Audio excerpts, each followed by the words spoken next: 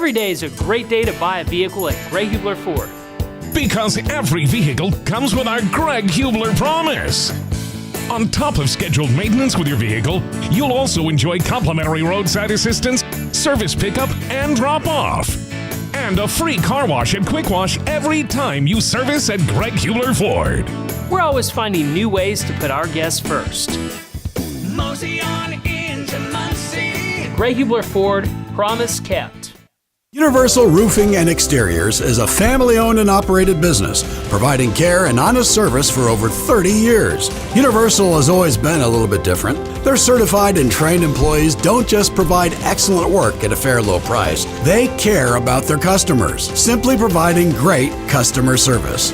Quality, honesty, dependability. That's Universal Roofing and Exteriors. Call us today at 317-257-0779. A heated debate for the future of comfort is underway at Peterman. We send you to the brothers on the debate stage. Heating season is coming. Choose free furnace this October. Keep it cool, Indiana. Choose free AC. Your comfort is critical. Visit PetermanHVAC.com. I agree. Visit PetermanHVAC.com. There it is. Your comfort, your choice. Right now, when you get a qualifying heating and cooling system installed by Peterman, you choose if the furnace or the AC is free.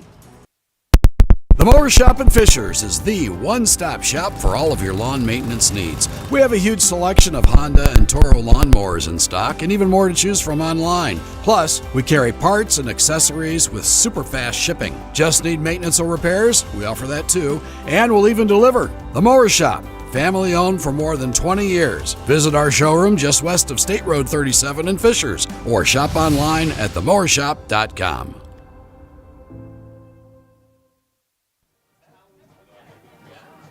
Live on IndianaHighSchoolSports.com, it's the Yorktown Tigers hosting the Mount Vernon Marauders from Yorktown High School in Muncie, Indiana. My name is Colin Nichols, joined by Joey Paternostro, as I always am. We have Lily Herrera on sidelines tonight. Michael Blizek running the camera for us, and he's going to do a great job, as he always does. Joey, a heck of a matchup we got in front of us tonight. Yorktown entering the night 5-3. It's the final week of the regular season, senior night for them. Mount Vernon enters 4-4. When we saw them earlier in the season, they were 0-4 headed into that Week 5 matchup against Delta. Since then, they've been on a little bit of a hot streak. 4 wins in a row. That 49-20 win over Delta sparked it. The week after, a 14-10 win over Pendleton Heights. 45-21 over Newcastle. And then last week, a 34-0 shutout against Shelbyville.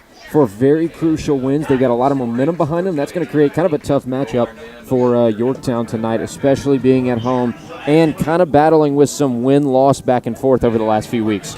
Yeah, Colin, it certainly is. They're very hot, as you said. Yorktown coming off a tough loss to Pendleton Heights, 47-20. They're looking to bounce back. Mount Vernon on a real hot streak, so it's going to be tough to see what Yorktown team shows up and if they truly do stand up to this winning streak Mount Vernon team.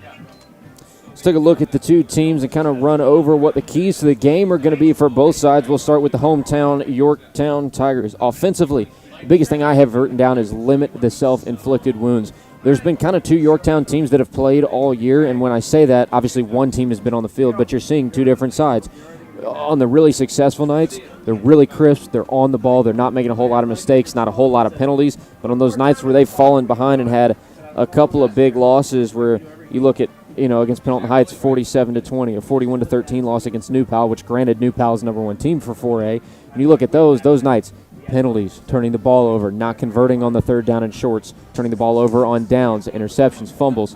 That's really going to be, I think, the biggest key for Yorktown tonight in order for them to be successful. Keeping with the Yorktown offense, another thing is score. Score. You cannot afford to have empty drives against a Mount Vernon team who, if you give them the opportunity to match your score or take advantage and leap ahead of you, they're not going to look back. Colin, as they say, defense wins championships, but in this one, offense is certainly going to keep them in it. Because if they let Mount Vernon get out to a big lead and then they're playing comeback the rest of the game, that's not going to go very well for Yorktown, and vice versa for Mount Vernon. Both teams have to score. They have to make the most, a field goal at minimum. Not required a touchdown, but like you said, points, no matter what. Offensively for Mount Vernon, like you said, be ready to score at any cost, whether it's a touchdown, whether it's defensively, whether it's on the special teams side of the ball. But the other thing I want to talk about them, too, is switch up their looks. Use the whole game in terms of the offense. We know that they can run. In that Week 5 matchup against Delta, we saw quarterback Mason Meyer break off for a total of 5 out of the team's 7 touchdowns that night, 2 big rushing touchdowns and a big passing touchdown as well. We know he can run the ball. He comes into the night 756 yards in the air, but he also has almost 400 yards on the ground, 7 rushing touchdowns as well, paired with his 5 passing touchdowns. He's dual threat, just about as dual threat comes. So using all aspects of the game with him, running the ball, handing the ball off to Jaleba Brogan out of the backfield, it's going to be a big key for Mount Vernon to be successful tonight as well on their end. Mason Meyer is certainly an absolute dog, but you mentioned Jaleba Brogan. That is probably their focal point of this offense. Jaleba Brogan, 183 carries, 1,048 rushing yards this year. He's got 13 touchdowns, and 6 of the 8 games played so far, he's got 100-plus rushing yards. So Brogan is definitely a dog, and he is definitely the focal point of this offense. When they look to run the ball, they're going to hand it off to number 30. For the defensive side to battle that tough Mount Vernon offense, Yorktown, they've got to contain and seal those edges. Like I said, if nothing is available across the middle, Mason Meyer not afraid to run to the outside edge, and neither is Jaleba Brogan. He's got some speed when he gets into the clear. When he hits that edge, turns and goes. He is a very, very tough guy to bring down. The other thing is protect the middle levels. Those running backs coming out of the backfield for Mount Vernon, they're not just going to be pass blockers. They're not just going to be carrying the football. We saw that against Delta as well. Mount Vernon will often use a running back, kind of sneak them out of the backfield, whether it's into the flat or right in front for a quick check down pass, and then they're off to the races too. They've really got a kind of a double-edged sword with their running backs. Colin, they're certainly going to have their hands full tonight. Julian McKay, Yorktown Tiger defensive lineman, 66 tackles, 5 of them for a loss, 2.5 sacks, 14 quarterback hurries. He's also got a pick. Big man found himself a pick. That linebacking core of the Yorktown, they have a 189 tackles between all 5 of them. That's 30% of the team's tackles, right? The big guy there is Wilson Webster, 56 tackles, 4 of them for a loss, 4 interceptions, and 1 caused fumble. Guy is an absolute menace. Alongside him, Cole Perdue, the junior, 57 tackles, 6 of them for a loss, 1 pick, 3 pass deflections, and 2 caused fumbles. This team is menacingly. They also masters in turnovers. They have 14 interceptions and 11 fumble recoveries. This team is definitely a handful for this Mount Vernon offense. The other thing I want to talk about for Yorktown's defense, like you said, forced turnovers, right? Creating pressure creates turnovers for Yorktown's defense. We see that as well in the secondary with cornerback Noah Long. Earlier in the year, he's only got 1 interception to his name. It was a 103-yard pick six. So he obviously caught it from in the opponent end zone and took it to the house the other way. And a big credit to that is those front 3, like you said, Julian McKay, Landon Kelly, Jabeen Barnes, and then the linebacking core as well. Tanner Griffey and Wilson Webster on the left side, and on that right side, Malachi Riley and Aiden Witt. Those guys can get in the backfield, create disruption, disrupt the tempo for Mason Meyer. Guys like Noah Long come up with those picks because he's forcing the ball out and trying to score because he sees an opportunity in the end zone to put points on the board. Defensively for Mount Vernon, they're going to have a little bit of a different look. Yorktown is a very run-heavy offense, so protecting the run game is going to be big for the Marauders tonight. And, I think if you give Yorktown the opportunity to really run the ball wherever they want and run people over, they're going to take advantage of it, and they're not going to look back. Wilson Webster, speedy out of the backfield. Colin, as we saw in Week 2 from Yorktown, this offensive line has their hands full. Jonas Schroeder, the Mount Vernon defensive linebacker, the junior linebacker, 52 tackles, 4 of them for a loss, 3 pass deflections. The kid is everywhere. He is all over the field at all times. If he's not involved in the tackle, he is 1 step out of the tackle. The guy is there everywhere. This defensive line, Christian Kiptu, Zachariah Nicholson, and Jack Van Winkle, 48 tackles for Christian Kiptu, 9 of them for a loss, 1.5 sacks, and 1 caused fumble. This defensive line is menacing. This offensive line for Yorktown has their hands full, but they're capable of it. They have to give Tokar time. The other thing for the Mount Vernon defense to talk about, too, you're looking at Christian Kiptu on the defensive line. Now he was earlier in the year in that linebacking core. Kind of a unique situation. Instead of running a kind of a traditional 4 linebacker, 3 defensive line, 4 defensive back set, earlier in the year we were seeing 3 men on the line, 3 men in the middle at that linebacking core, and 5 deep in the secondary coverage. That's been changed. Kip 2 moves up. He's got good edge pressure. Like you said, 48 tackles for him, a sack and a half, a fumble recovery, and a forced fumble as well.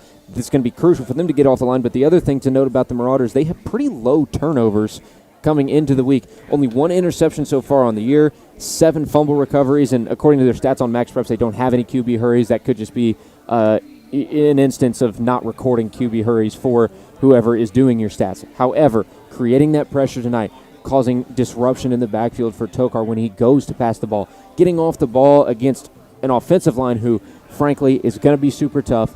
They don't get worn down too easy. They're gritty, and they're not afraid to put you in the ground if you give them the opportunity. Getting off the ball, causing that disruption, and creating those turnovers, boosting the turnover rate is going to be very beneficial to Mount Vernon in terms of maybe not necessarily holding on or hanging in there with Yorktown, but creating a lead and creating that extra separation as they go on into the night. It's certainly going to help them stay in this game. Sam Tokar not afraid to air it out. 88 completions on the year, 908 yards. When he airs it out, he's looking for senior Ephraim Diary. 43 receptions, 459 yards, and 5 touchdowns on the year. Also, Wilson Webster, the running back, 117 carries, 606 yards, 5 touchdowns, 2 100-yard rushing games. His offense is very dangerous, so it's very important for this Marauder defense to get in the backfield early and establish that line of scrimmage.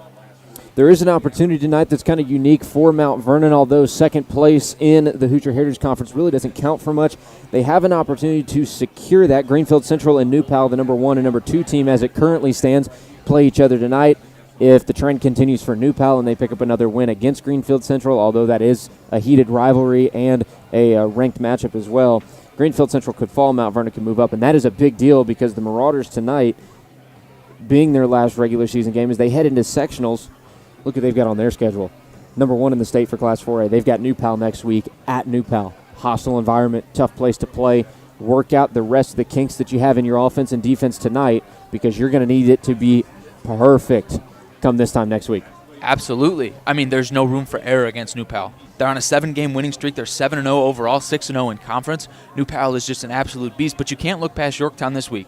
This can't be just a blow-off game. You have to win this game and then focus on next week.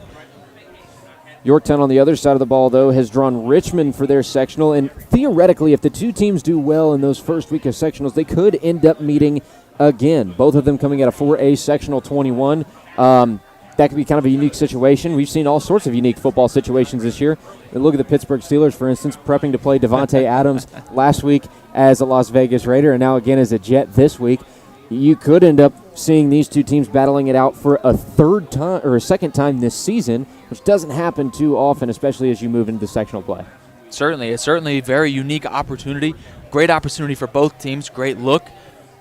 We'll see what this week turns up to be. And then we come into sectionals, which is where boys become men.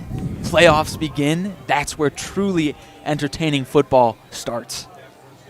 Both teams are about to take the field. Mount Vernon about to run out of their side. And before we get this game action underway, don't forget the tonight game is built by Universal Roofing. You can call Universal at 317-257-0779 or visit universalrfg.com. Tonight's game is also driven to you by Greg Hubler Ford and Hyundai. Experience the Greg Hubler promise at greghublerauto.com. The Mower Shop in Fishers, that's where you can find mowers, snow throwers, parts, and more. You visit them online at themowershop.com. Peterman Heating and Cooling. Call Peterman for same-day plumbing service. That number is 317-608-1883. And, of course, our last sponsor who makes this production possible for us every week is JC Golf Carts. Experience the difference with Johnson County Golf Carts, where quality and service meet hometown hospitality. Visit Johnson County Golf Carts in downtown Franklin or at jcgolfcarts.com. Heck of a matchup on the horizon. 2 minutes and 20 seconds before the final week of IHSAA football is underway. I know when it got to be about this time for me when I was in high school, broadcasting down in Indianapolis and watching my alma mater team go at it in the last couple weeks of the year, you got excited. No matter what the record was, everybody makes a postseason in Indiana. I don't know how it was for your guys' school, but when that sectional time rolled around those last couple weeks, it was big. The stands are packed. Mount Vernon has traveled well tonight. The Yorktown side is packed, ready to roll. It's going to be a fun night. Colin, this is basically like a pre-playoff game because these are two solidly built teams coming out. These are two solid crowds. Both teams are expecting a win tonight. Neither team is going home a loser pre-game. So they're expecting a win. They're coming out ready to battle. Neither team is looking towards next week. They're focused on right here, right now, and what's going to happen in the next 90 minutes. Let's take a look at some of the key players for tonight's matchup, starting with the Tigers offense. Quarterback Sam Tokar obviously is going to be a huge key, handing the ball off to Wilson Webster, throwing it down the field when he needs to. Wilson Webster's another one we're going to have to watch out for tonight. 117 carries, 606 yards, 5 touchdowns. He's got a pair of 100-plus yard rushing games. Then you look at that receiving core, pretty solid all the way around, but the main target, obviously, Ephraim Dougherty. The senior, 6'1", 173, 43 receptions for just under 500 yards and 5 touchdowns for him so far this year. Hasn't had a 100-plus yard receiving game to this point in the season. However, he picks up crucial catches when he needs to, and I think that's what you're going to be looking at a lot with the Tigers' offense is chip away, execute those crucial plays, and keep moving down the field. For the Marauders' offense, who do we have to look at? Obviously, Mason Meyer's got to be one. Obviously, quarterback Mason Meyer is the star of that show. Mason Meyer and Jaliba Brogan, the two focal points of that offense. You also cannot count out the 3 wide receivers they've got going. Riker Bear, DJ Johnson, and Gavin Joy. Riker Bear, 20 receptions, 379 yards, and 4 touchdowns, the leader of that. Very excited to see these two teams in action. The Mount Vernon Marauders, 4-4 on the year coming into tonight. Yorktown, 5-3. I think two teams that the records don't necessarily reflect how dangerous they are. I think we've got a heck of a matchup ahead of us tonight. Joey, if you're going to make a prediction, I don't know how much of a betting man you are, how much you like to look at money lines and whatever. What's your prediction? Colin, I see an absolute shootout happening today. We're going to take a quick break for the national anthem. We'll be back in just a couple of moments on IndianaHighSchoolSports.com. Every day is a great day to buy a vehicle at Greg Hubler Ford. Because every vehicle comes with our Greg Hubler promise. On top of scheduled maintenance with your vehicle, you'll also enjoy complimentary roadside assistance, service pickup, and drop-off. And a free car wash and quick wash every time you service at Greg Hubler Ford. We're always finding new ways to put our guests first. Mosey on into Muncie. Greg Hubler Ford, promise kept. The Mower Shop in Fishers is the one-stop shop for all of your lawn maintenance needs. We have a huge selection of Honda and Toro lawnmowers in stock and even more to choose from online. Plus, we carry parts and accessories with super fast shipping. Just need maintenance or repairs? We offer that too. And we'll even deliver. The Mower Shop, family owned for more than 20 years. Visit our showroom just west of State Road 37 in Fishers or shop online at themowershop.com. Universal Roofing and Exteriors is a family-owned and operated business, providing care and honest service for over 30 years. Universal has always been a little bit different. Their certified and trained employees don't just provide excellent work at a fair low price. They care about their customers, simply providing great customer service. Quality, honesty, dependability. That's Universal Roofing and Exteriors. Call us today at 317-257-0779. Back live from Yorktown High School in Muncie, Indiana. It's IndianaHighSchoolSports.com. Colin Eccles and Joey Paternostro in the booth, joined by Lily Herrera on the sideline. We're about to send it down to her. She's got Coach Mike Wilhelm on the mic to talk about the upcoming game tonight. Lily, you're down there with Coach Wilhelm. Let's go ahead and send it down to her and see what she's got for us. All right, Coach. For you and Mount Vernon, what's the game plan to start off strong? Yeah, for us, it's attitude. Beyond the X's and O's, we got to fight for momentum. They love momentum. We love momentum. We play best when we have the momentum. They do too. So it's going to be a fight here early on for that momentum. Absolutely. And what's the mindset of your players going into this game? We're just going to bounce back. We did not play good football last week because we never fought for momentum. So we want to turn that around. Our guys have responded every time we've been in that situation this year. So I think they will tonight. Absolutely. Good luck, Coach. Back to you. Thank you for that, Lily. A good cue there by Coach Wilhelm. Use the momentum to your advantage as Yorktown takes to the sideline. I think he pretty much said it the best and said it just about as plainly as you can get. When Mount Vernon has the momentum, they don't back down. They're hard to compete with. When Yorktown has the momentum, they don't back down. They're hard to compete with. He said they didn't play the best football last week in the loss, which they certainly did it against Pendleton Heights, 47-20. That final score. Obviously, Yorktown does not come out on the winning end. Both teams taking to the center of the field for the coin toss. The Tigers in that ever classic, I don't know if it's quite Kelly green, but it's a good-looking green and white. Mount Vernon across the way and a really tough-to-beat uniform combo. White, black letters, black pants, black helmet, trimmed in gold.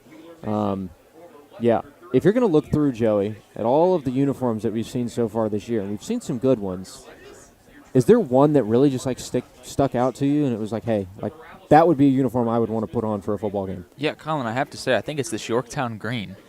Honest to goodness, yes. It's either this Yorktown green or that Alexandria maroon. The burgundy. Yeah, the burgundy. I don't know what it is, but it's just the yellow really makes it pop. I'm a fan. That is fair. It's a good color combo. Mount Vernon won the coin toss and will receive to start the contest tonight. So that means that Mason Meyer and his dangerous offense will take to the field and get the first opportunity. Yorktown will have the ball coming out in the second half. Just again, a quick reminder, tonight's game is built by Universal Roofing. Call Universal 317-257-0779 or visit universalrfg.com. Tonight's game driven by Greg Hubler Ford and Hyundai. Experience the Greg Hubler promise at greghublerauto.com. The Mower Shop in Fishers, mower, snow throwers, parts, and more. TheMowerShop.com is their website. Peterman Heating and Cooling. Call Peterman for same-day plumbing service, 317-608-1883. Sometimes that same-day plumbing service is pretty crucial to make sure your life stays in order. Kicking off for Yorktown tonight is going to be Drake Ford. He's got 17 kickoffs on the year, pinned 2 in the 20-yard line so far this year. 60 is his long for the kickoff. Obviously, those would be touchbacks kicking from the 40. Riker Bear will return for Mount Vernon. He averages about 22 yards per return, and we are underway. The final week of the regular season in IHSAA football, and it is going to be not Riker returning. But Mount Vernon will have good field position to start out. As number 3, DJ Johnson, flagged down on the field on the Mount Vernon side of the 30. And we'll see what it is. It is going to be a block in the back going against the Marauders, so what was going to be some good field position out near the 35, 36-yard line or so is going to be pushed back well into their own territory. And that's kind of that self-inflicted wound that we talked about during the pregame show that you don't want to have. They've got it here early. It's a good opportunity to see how they're going to combat that for the rest of this contest. Colin, we'll see who thrives in this first drive. Is it Yorktown? Is it Yorktown's defense really shutting down the offense, or is it this Mount Vernon offense getting off to a hot start? Mason Meyer marches onto the field for the first time tonight with his offense in the gun set. 2 receivers to the near side, 1 to the far. Meyer takes the snap, will hand off to Brogan. Brogan up the middle, met at the line by a pack of Tigers, and will maybe pick up a yard on the play. 2nd down and 9 coming up for the Marauders. Colin, I expect to see a little bit more of that. Have to assume that's a little bit of the play plan. 2-yard gain on the play. 2nd and 8. Another handoff to Brogan. Brogan off to the races. Spins across one tackle. Loses his footing and will fall down near the 35. Looks like the spot is at the 34. It's a fresh set of downs for Mount Vernon. 11 minutes and 19 seconds left in the first quarter. No score to this point, obviously. And Mount Vernon's offense looking lightning quick out of the backfield. Gun set again for Meyer. 2 receivers to his left, 1 out to his right. Puts a man in motion to the far side. It's Beatty. Meyer back to pass, fires to the flat, complete to Gavin Joy. Gavin Joy will have a nice chunk of yardage on first down, and that is going to set up 2nd down and about halfway. Looks like it'll be 2nd down and 6 coming up for Mount Vernon. Colin, they like to run that screen play, and when it works to a T. Meyer takes it out of the gun again and will hand off once again to Brogan. Brogan stumbles, stays on his feet out near midfield, dragged down right on the Y in the center of the lawn in front of us. It'll be a fresh set of downs once again on the carry from Jaliba Brogan. And Mount Vernon's offense seemingly firing on all cylinders on this initial drive in the first quarter. First and 10 again, not wasting any time. Meyer back to the line in the gun set. One receiver to the near side of the field, trips to the far. Back to pass. Meyer fires just high out of the reach of Gavin Joy. Had he caught that ball, it looked like he might have been taken down relatively quickly. Aiden Witt on the coverage. Second down and 10 from midfield for the Marauders. Taking a little more time getting back to the line of scrimmage. Seen him move pretty quick in the opening drive. Meyer moves up under center. Trips to the near side. It's a pitch to the near side to Brogan. Brogan is stuffed in the backfield and will move backwards a yard. That offensive front led by Landon Kelly in the middle gets into the backfield and makes the stop. Third down and long coming up for Mount Vernon. Looks like they're going to give him progress back to the original line of scrimmage. No loss on the play. Third down and 10 from midfield for the white and black. Colin, the Marauders have not seen very much of that this season. Meyer in the gun tries the hard count. Nobody jumps. Great discipline by the defense. Trips to the far side of the field. Bunched up. One man out solo to the near side. Meyer will hand off to Brogan, and Brogan will go nowhere. That defensive front for Yorktown not letting any holes open up, and it is going to be a fourth down, and the punt team will come onto the field for Mount Vernon, something like you said they haven't seen too much of since that Week 5 matchup. Johnny Duncan will punt for the Marauders, and back to return for Yorktown is going to be Wilson Webster and Cole Purdue.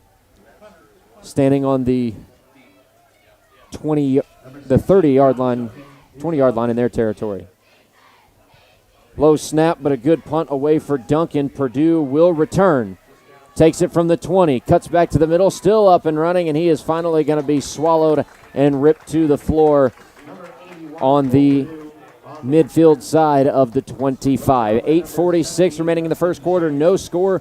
Big defensive stop there early for Yorktown, a crucial one at that. Now you've got an opportunity to put some points on the board. Momentum seemingly with the Tigers, and like Coach Wilhelm said in that pregame interview, when they have the momentum on their side, they're tough to stop. Colin, that goes back to what we talked about pregame. When you're on offense, you need to score because both of these offenses can score quickly and effectively. Tokar in the gun. He's got two men to the near side, one to the far, puts Dougherty in motion to the far side. It is a handoff to Webster, and Webster trying to spin out of a tackle will be sent end over end. In on the stop, Christian Kiptu, who moved up to the defensive line for this week, out of the linebacker position from earlier in the year. Second down and 9 after the 1-yard gain.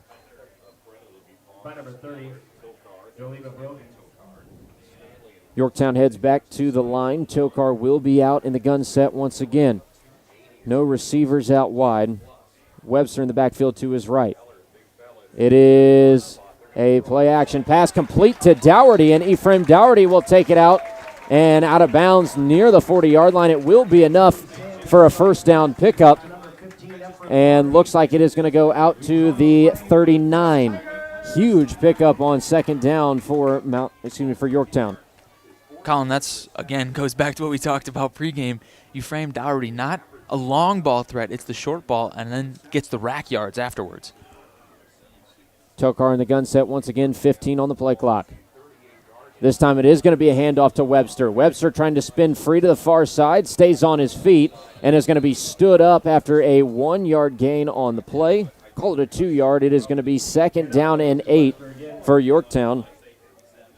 That front three and a couple linebackers getting into the action for Mount Vernon.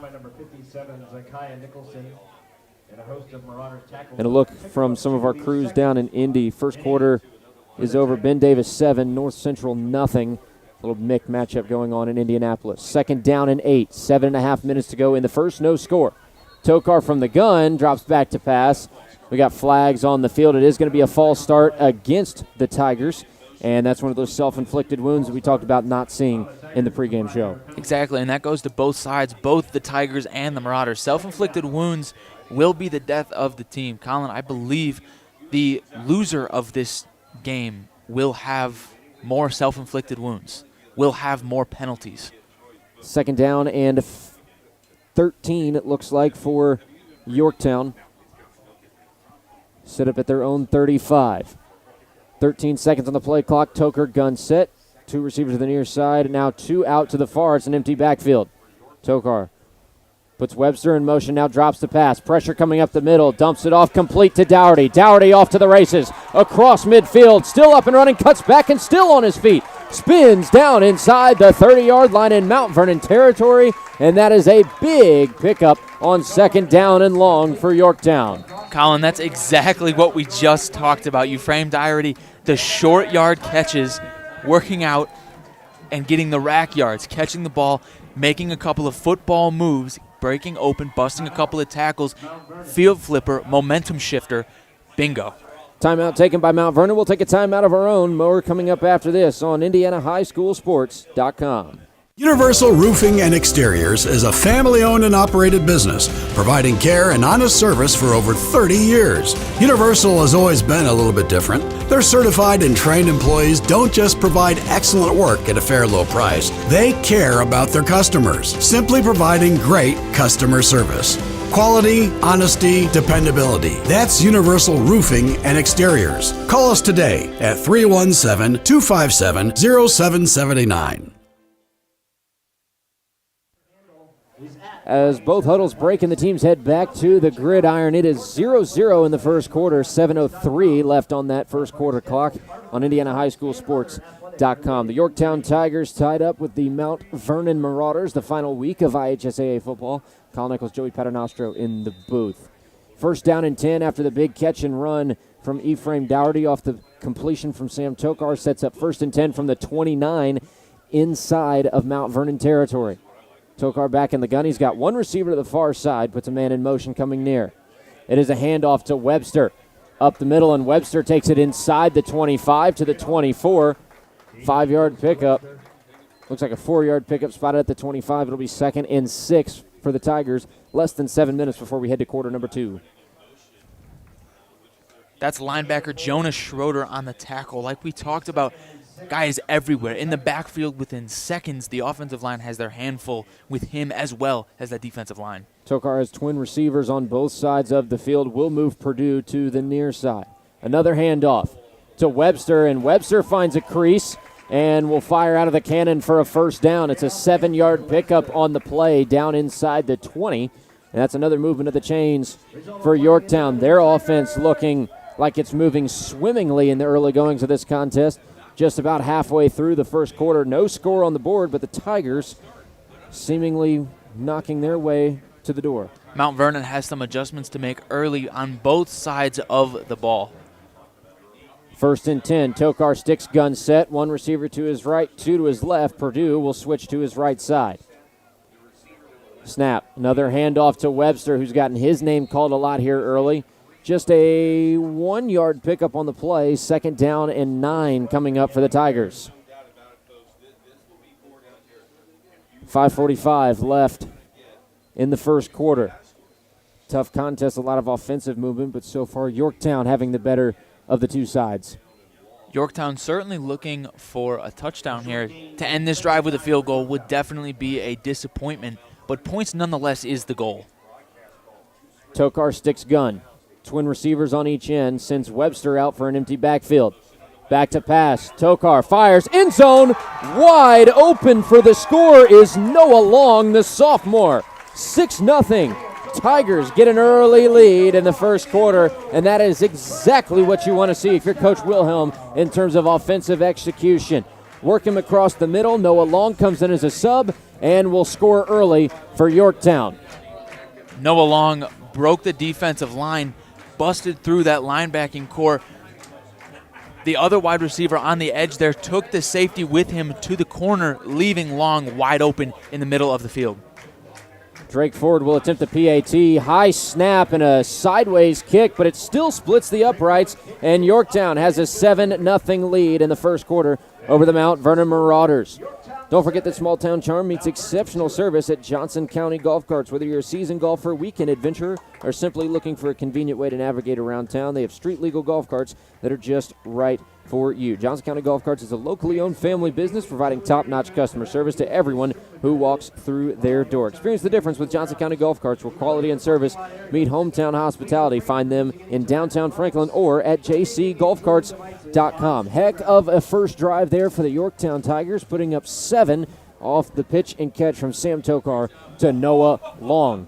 Joey, I don't think it gets too much better than that, and based on Coach Wilhelm's speech with Lily before the game and his game plan coming into tonight, it's pretty much on the money with what you want to see, minus a couple of those penalties. That's exactly what you want to see. Opening drive, 9 plays, results in a 17-yard touchdown. You have the momentum both on offense and on defense. Defense looks solid. Offense looks dangerous. Both look fluid.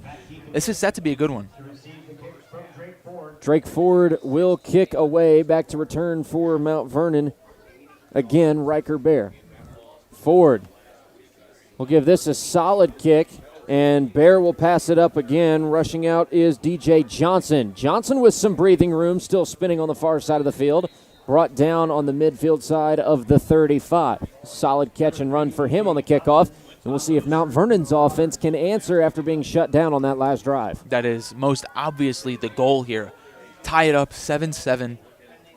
Most likely going into the second quarter is the goal here for Mount Vernon. No doubt.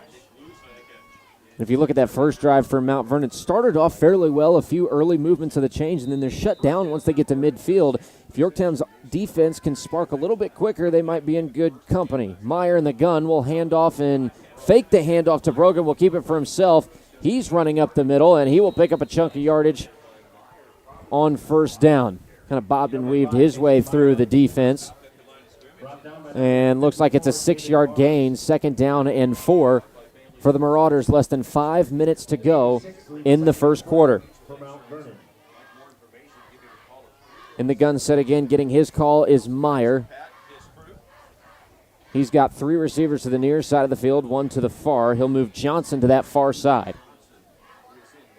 Meyer will hand the ball off to Brogan this time, and Brogan is smoked in the backfield. Big defensive stand from Yorktown. Again, that front 3 getting in the backfield and creating some issues. Also getting in the back, I believe that might have been Malachi Riley getting into the back from the inside linebacker position. It'll be 3rd down and 4. Tanner Griffey also leading the way for that Yorktown defense. 3rd down and 4 for Mount Vernon. Tough spot to be in. Meyer in the gun. Will try the hard count. No penalty. Yorktown was able to get back on their side of the line of scrimmage. Less than 10 on the play clock. Meyer, high snap. Fakes the handoff, fires across the middle, and has a strike to Riker Bear. Complete down to the 46 in Yorktown territory. Crucial 3rd down pickup, and what a dot from Meyer to Bear. First down, less than 4 minutes to go in the first quarter. Colin, great job there from Riker Bear. I think that ball was tipped by a Yorktown defensive lineman. Gun set again for Meyer. 2 receivers to his right, 1 to his left. Looks like a little bit of a botch play as Johnson slipped up. Meyer has to take it for himself, and he'll be lucky to get back to the line of scrimmage. Looks like he might have picked up 1 on the play. It'll be 2nd down and 9 spotted at the 45-yard line. We're 3 minutes and 10 seconds away from headed to the second quarter. Jabeen Barnes in on the stop for Yorktown. For the Marauders, it's Meyer in the gun. 2 receivers to his right, 1 to his left. Good play this time. Hand off to Brogan. Brogan's got some running room. Still up and moving. Will carry the pile himself down near that first down marker. And not sure. There's the signal. It will be a first down for the Marauders. Down at the 36-yard line. 2:45 before we send it to quarter number 2. 7-0 lead for the Tigers over Mount Vernon. And Mason Meyer will get a new set of plays from his sideline. Meyer sticks with the shotgun look. We'll have Brogan to his right side. DJ Johnson in motion to the near side. Back to passes Meyer. Quick fire out to Johnson. It is incomplete, and it looked like number 24 for Yorktown, Tanner Griffey might have gotten a hand on that pass. Dangerous one at that, because if Griffey's able to snag that ball, he had a whole lot of green in front of him. That is a great defensive play there from linebacker Tanner Griffey to come from the hash mark out to the number, realize that it was a quick pass, and make something not happen there. 2nd down and 10. Meyer in the gun, tries the hard count again, and we'll have... It looked like Yorktown jumped, and it is going to be against Yorktown. There's a lot of finger pointing there in the trenches, as there typically is. There's a little bit of a lack of discipline for Yorktown's defense. That's what you don't want to see, is that self-inflicted wound. Setting up Mount Vernon with a 2nd and 5 from the 36. Meyer sticks with a shotgun look, broken to his left in the backfield. Another pass. This time it's tipped, and it will fall to the grass. Good job in the middle. I think it was Malachi Riley who got a hand on it. And I think it was either Cole Purdue or Wilson Webster who was in the vicinity but had his back turned. Nonetheless, a good defensive play. 3rd down and 5 for Mount Vernon. 2 minutes, 15 seconds on the first quarter clock. Meyer, gun set. Tries another hard count. Nobody jumps. 2 receivers out to his right side. 1 to his left. Tied into the right side as well. Brogan moves into a little bit of a shotgun eye. It will be a handoff to Jabeen Brogan, and he will not get the yardage that he needs for a fresh set of downs. 4th down and 4 coming up. Just a 1-yard pickup for Mount Vernon. And you're in 4-down territory. Too long for a field goal. We did see, though, in that Week 5 matchup that Mason Meyer does occasionally run a little bit of a quarterback rugby-style punt. So we could see that here. But it looks like he's going to stick with an offensive look from the gun. Will keep it himself. Running the near side, trying to find the edge. He's got plenty of running room. Mason Meyer slung out of bounds inside the 20. Flag is down on the field, and I think this one might be coming back. It was near that line of scrimmage. You might see a hold against Mount Vernon, and you do.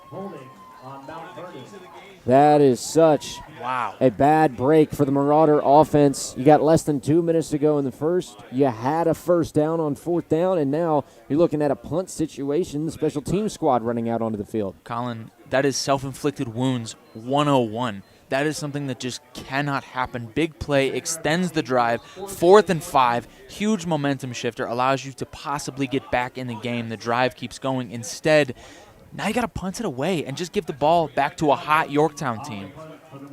4th and 14 after the penalty. John Duncan will punt for the Marauders. Good snap, and he gives it a nice end-over-end punt. It is headed inside the 10, takes a Marauder hop, and will be downed at the 1. At the 1-yard line. Pinned in the 20. That is his 3rd this year, and Yorktown has their back against a wall at about the 6-inch mark. I don't even think that's a foot out of the end zone. I think that back tip of the ball is on the goal line. I mean, I have to assume they're going to give the ball to Wilson Webster and ask him to crawl forward. That's a heck of a job by a special team. Like, amazing. For special teams, that is what you want, and it was executed to perfection. Standing in his own end zone in a full house set is Sam Tokar. Tokar will keep it himself, and he's off to the races. He's got some running room out across the 10, and that is a big pickup on 1st down. Looks like it's taken out to about the 13-yard line. 14 is the official spot. Big pickup for Sam Tokar with his back against the wall. Very well done there from Sam Tokar. A little hurry-up offense. I love it. More hurry-up offense and rushing this time is Noah Long, and he is not going to get far, if any. Looks like it will be a 1-yard gain out to the 15. It's 2nd down and 9, and we've hit the 1-minute mark in the first quarter. 7-0 is the lead for the Yorktown Tigers. And they will head to the huddle. 50 seconds and counting before we head to quarter number 2. Leaves 2nd and 9 for Yorktown. Tokar will move to a gun set, bunch through receivers on the far side, and that is Noah Long running quarterback. Noah Long off to the races, cuts to the outside, has a first down. The flags are down on the field, and I think this one might be coming back for Yorktown. There's a penalty flag on the play. We'll see what the call does go against Yorktown. It is going to be a hold against the Tigers. So a first down pickup from Noah Long is going to be pushed back and set up a second and long for the Tigers. Sam Tokar has jogged his way back onto the field, presumably maybe to get the arm in action again. Saw it a couple times on that first drive, some crucial catches for Yorktown's offense to either keep the drive alive or at the end of that drive put 6 on the board.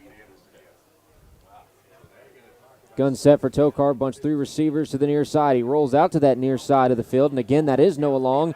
He throws it down the field, and it is incomplete. Julian McKay, the intended target, fell right through his fingertips, and that sets up 3rd down and 19 with 26 seconds left in the first quarter. Colin, I count that as a self-inflicted wound. Wide receiver drops just can't happen. McKay has to be better. They have the offensive holding, which is killer. They get from the 1-yard line out of their own end zone, and now they're backed up back inside their own 10. Huge 3rd down opportunity here for the Marauders to just crush Yorktown's momentum. Sam Tokar does roll out as quarterback for this play. 3rd down and 19, 5 on the play clock. Tokar back to pass out of an empty backfield, lofts it to the near side, looking for Noah Long, and it is incomplete. Great coverage in the secondary. That was Riker Bear, who got up and looked like used his head to break up that pass. Forces a 4th down and 19 for Yorktown. Their punt squad will come onto the field. And it's going to be Julian McKay kicking away to a Mount Vernon offense who really needs to get something going in terms of momentum. It's going to be Gavin Joy and Riker Bear back to return. And they're set up in Yorktown territory inside of the 40. And it looks like there's going to be a lot of pressure coming up against McKay as he looks to get the boot off. McKay, good snap, and we'll send a sky punt. That will be fair caught by Gavin Joy at the 36-yard line. Great field position for Mount Vernon as they get to start their 3rd offensive try. And they've got 12 seconds left on the first quarter clock before we head to quarter number 2. Colin, a great job there from corner Riker Bear. He turned his head early, allowing himself to read the ball early, find the ball, track the ball, and then break up that pass deflection to just bottle up the momentum that Yorktown built. 1st down and 10 from the 35. 12 seconds left in the first quarter. Mount Vernon retakes the field. Mason Meyer under center. Will fake the handoff and roll out to his right. Meyer still hasn't thrown it. Has some pressure in the backfield, and he's swallowed for a loss on the play.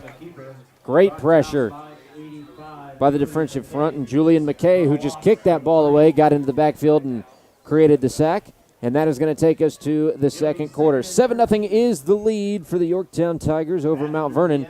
1 minute, and we're back for the start of that second quarter on IndianaHighSchoolSports.com. Every day is a great day to buy a vehicle at Greg Hubler Ford. Because every vehicle comes with our Greg Hubler promise. On top of scheduled maintenance with your vehicle, you'll also enjoy complimentary roadside assistance, service pickup, and drop-off. And a free car wash and quick wash every time you service at Greg Hubler Ford. We're always finding new ways to put our guests first. Mosey on into Muncie. Greg Hubler Ford, promise kept. The Mower Shop in Fishers is the one-stop shop for all of your lawn maintenance needs. We have a huge selection of Honda and Toro lawnmowers in stock and even more to choose from online. Plus, we carry parts and accessories with super fast shipping. Just need maintenance or repairs? We offer that too. And we'll even deliver. The Mower Shop, family owned for more than 20 years. Visit our showroom just west of State Road 37 in Fishers or shop online at themowershop.com. You're watching IndianaHighSchoolSports.com's coverage of the Yorktown Tigers playing the Mount Vernon Marauders on IndianaHighSchoolSports.com. 7-0 your lead. Yorktown in front. Mount Vernon offensively on the field. 2nd and long, and Brogan is going to have a carry on that first play of the second quarter. It'll be 3rd and a little less than halfway Looks like 3rd and 7. We're going to send it down to our sideline reporter, Lily Herrera, who's been down scoping out the Yorktown sideline over that last score. Lily, what do you got for me? Thanks, Colin. Like Coach Wilhelm said before the game, the Tigers are looking to come back from not playing well last week to being able to have a fighting attitude this game. And you can see that with the Tigers defense starting off really strong against the Marauders offense. And then that energy also translated into their offense with that touchdown in the first quarter. Hopefully they can continue that energy throughout the half and keep holding Mount Vernon to 0. Back to you guys. Thanks, Lily. And it is going according to game plan. We said that, or Coach Wilhelm said at the beginning of the game, that he wanted to play with the momentum on his side of the field, and he has been. Defense doing a great job, bending, not breaking, and creating stops, and then the offense translating and carrying that momentum over to create 7. A hold on that last play against Mount Vernon will push them back from what would have been 3rd and short to now 3rd and long. Once again, 3rd and 23 to be exact from the 41-yard line in Yorktown territory. They started at the 36. It'll be 3rd and 17, excuse me. Meyer in a gun set. He's got 3 receivers to the near side of the field, 1 to the far. Meyer back to pass. A lot of pressure coming from Yorktown. Lobs it down the far side to Riker Bear, who pulls in the catch. He will be short of the goal line, but not by much. And Mount Vernon's offense quickly headed to the line. Looks like they're going to try and get some sort of hurry-up offense rolling. Ball is spotted at the 4-yard line. 1st down and goal for the Marauders. Heck of a momentum shift there. Great over-the-shoulder catch there from Riker Bear. Meyer gun set. Will fake the handoff to Brogan and will waltz his way into the end zone to put Mount Vernon on the board for the first time tonight. 7-6 your score. Mount Vernon trailing by 1. And Mason Meyer doing what he's done makes that his 8th touchdown on the ground this year, and a total of 13 overall. That's a dangerous play to guess there. That little option handoff there. Give it to Brogan, have him power his way in, or have the shifty quarterback Mason Meyer juke his way into the end zone. John Duncan will attempt the PAT for Mount Vernon. Snap is good. Hold appears to be good, and Duncan seems to be happy with it. He puts it right through the uprights. It's tied up at 7 apiece in the second quarter. 30 seconds, we're back to see if Yorktown can respond. That's what's coming up next on IndianaHighSchoolSports.com. A heated debate for the future of comfort is underway at Peterman. We send you to the brothers on the debate stage. Heating season is coming. Choose free furnace this October. Keep it cool, Indiana. Choose free AC. Your comfort is critical. Visit PetermanHVAC.com. I agree. Visit PetermanHVAC.com. There it is. Your comfort, your choice. Right now, when you get a qualifying heating and cooling system installed by Peterman, you choose if the furnace or the AC is free. Back live at Yorktown High School, we're all tied up at 7 between the Yorktown Tigers and the Mount Vernon Marauders on IndianaHighSchoolSports.com. Colin Eccles, Joey Paternostro in the booth. John Duncan will get ready to kick off for Mount Vernon, see if Yorktown can respond in this second quarter. The returners, Caden Crooms and Wilson Webster, back to return. Low kick, and running it back is going to be Crooms. He's got some running room, still up and going, out across the 40, and that is a big return to start the momentum for Yorktown's offense. That is exactly what Yorktown needs after allowing that rushing touchdown. They have great starting field position, starting on their own 40. Good opportunity to get those points back, grab the lead back. First down and 10 from the 42 for Yorktown.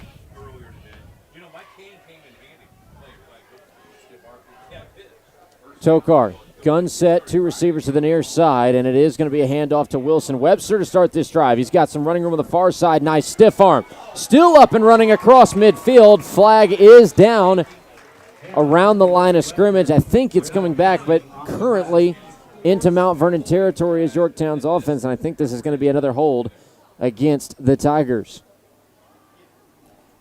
And you like to call it self.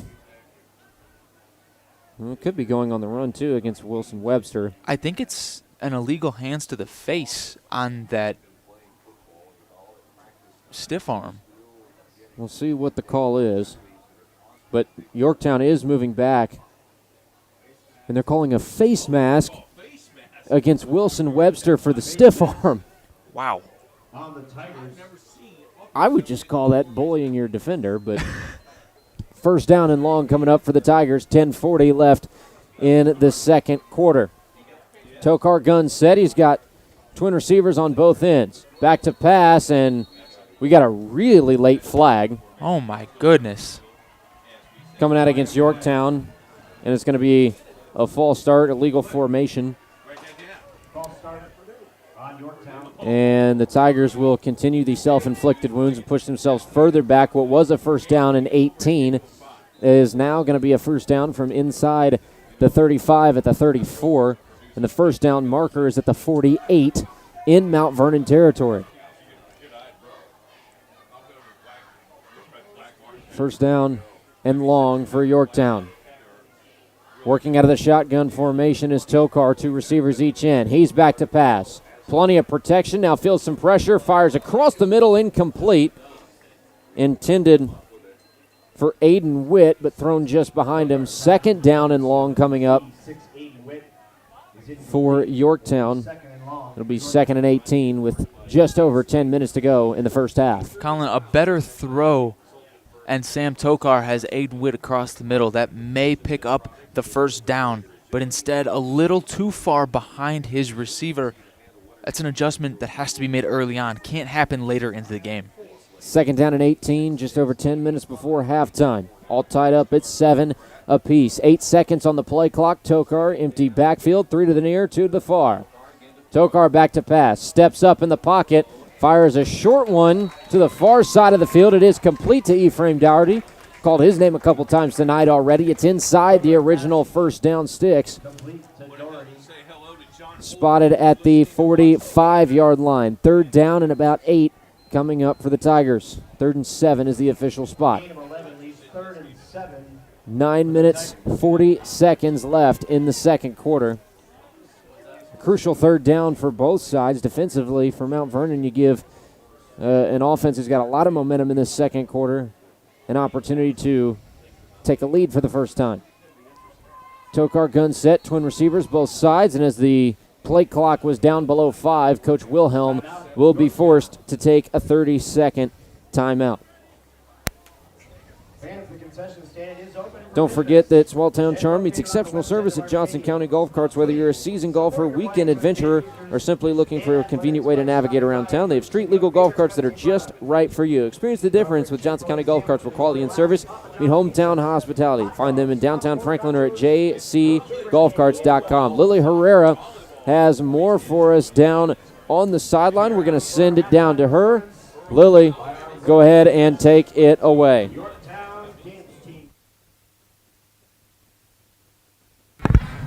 Thanks, Colin. Clearly, the Marauders have adjusted to that Tiger defense. They found a way to get through and push for the end zone. With a close game like this, that quick adjustment from the Mount Vernon offense could make or break this game for them. Colin, back to you. Thanks, Lily. An adjustment has been made indeed for Mount Vernon. You saw Yorktown's offense on their first offensive drive kind of march effortlessly down the field, barring a couple of penalties. And now the defense has really started to stand up for Mount Vernon. The offense, obviously, on the first few plays in the second quarter, putting the ball in the end zone. And now you've got Yorktown backed up 3rd down and 7 in their own territory. Tokar empty backfield. He'll run trips to his left side, one to his right, out of the gun. Back to pass, fires a bullet across the middle. Ephraim Dougherty with the catch and run.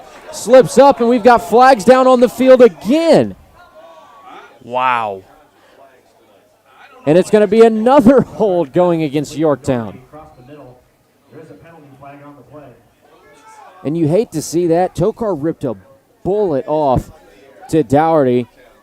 And Dougherty's catch and run afterwards was plenty enough for the first down. Now you're going to be looking at a replay of downs.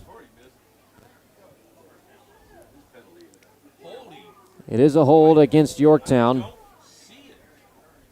And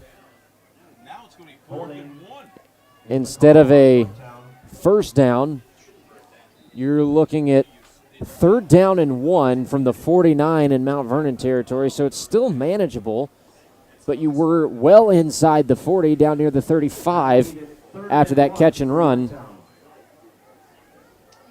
And you're replaying 3rd down again. Tokar stays in a gun set. Receivers bunched up both ends. It is a handoff to Wilson Webster. He breaks through the defensive line. He's still up on his feet. Looked like he might have been nearly to the ground. But that momentum out of the backfield will be enough for a 1st down for Yorktown. Less than 9 minutes to go in the first half. It's 7-7. And the Tigers seemingly battling a penalty game as well as the defense is starting to find a little bit of rhythm. They've just got to keep themselves out of those dangerous penalty situations, what we talked about, the self-inflicted wounds. Tokar sticks with the gun. Puts Dougherty in motion to the near side. We've got more flags on the field. It'll be a false start against Yorktown. Colin, you just absolutely hate to see this from Yorktown's point of view. I mean, it just seems like it just doesn't stop. Penalty after penalty after penalty, self-inflicted wound, time after time after time. This can't happen. This has to be the only drive that this happens. It has to stop right here, right now. They have to gain some momentum back, take some more time off the clock. And the only way to make this drive into something manageable is to end this drive with a touchdown. What was 1st and 10 from the 43 is now 1st and 15 from the 47. From the gun, Tokar back to pass, lofts it across the middle looking for Dougherty, and Dougherty got his front hand on it but couldn't hold on. Ball thrown just a little bit long, but a beauty of a ball coming off the fingertips of Sam Tokar falls incomplete. 2nd down and 15. Man, if Dougherty's a half a step faster, that ball just has a little more touch to it. That might have been a house call for Dougherty. It would have been a 47-yarder. That rare long ball opportunity, a solid 20-plus pass there. Great opportunity missed. However, we'll see what they can do to make up for it. 2nd down and 15, less than 8 minutes to go in the half. Tokar sticks gun. Back to pass again, a lot of pressure. Checks it down to Webster out of the backfield. Webster across the 40 to the 30, 25, and is slung down inside the 20. Went end over end, but that is plenty enough for a 1st down. And Yorktown is back inside the red zone for the 2nd time tonight. That's a way to go through your reads and find the open man in the flat. Coming out of the backfield, Wilson Webster on the catch and run from the 47 down to the 19. Sometimes when you can't do it long ball wise, it's that short ball. King of the check downs. That's all that you have to do sometimes. 1st down and 10 from the 19. Tokar stays in a shotgun set. Bunch 3 receivers to the far side. Back to pass again. Tokar finds Webster out of the backfield one more time. Ball is out, and I think Yorktown was able to get on top of it. One of the receivers downfield. If they were, they picked up a 1st down on what could have been a crucial mistake and a big turnover created by Mount Vernon's defense. Colin, I don't think I've ever seen a fumble result in a 1st and goal. A 1st and goal. It'll be a 1st and goal from the 7-yard line for the Tigers. And as much as you love to see that, and it's exciting to see, that could have been a big mistake for Yorktown's offense.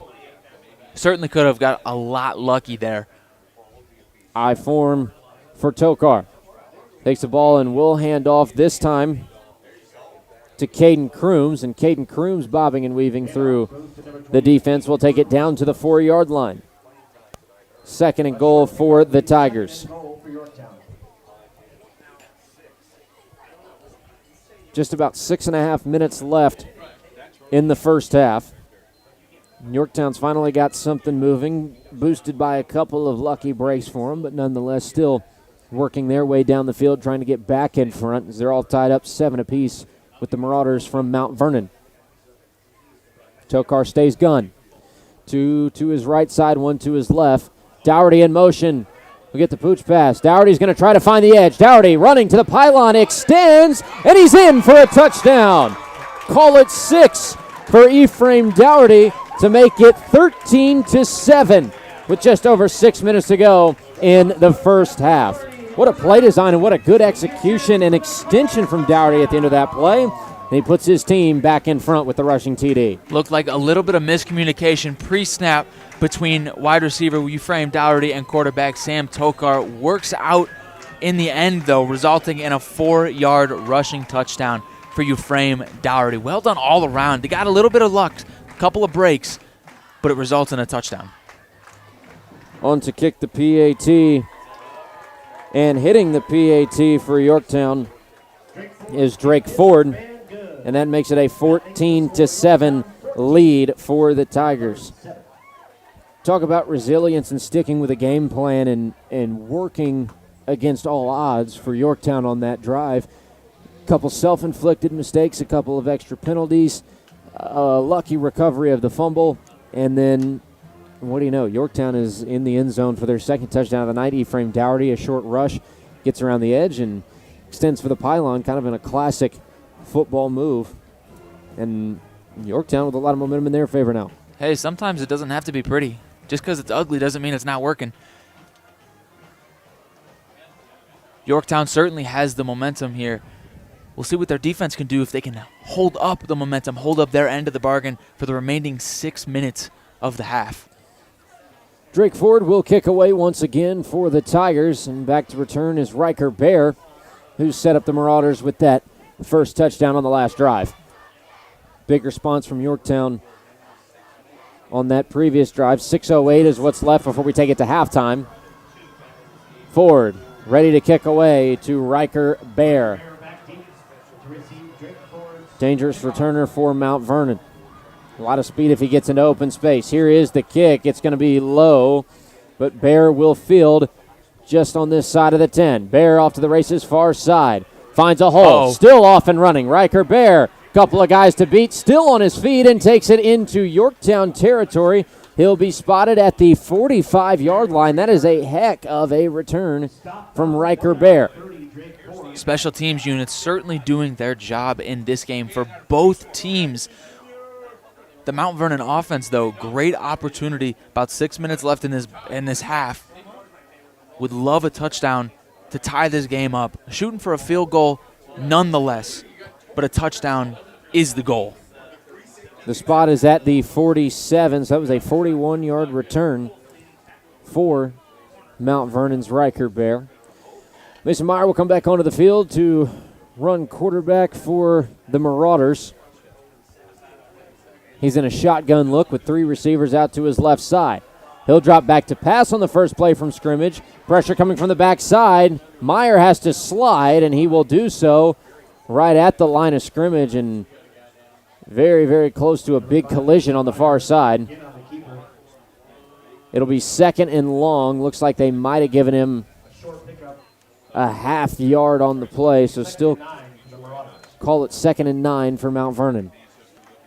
The Tigers defense there can certainly thank number 52, Jacob Cheek there.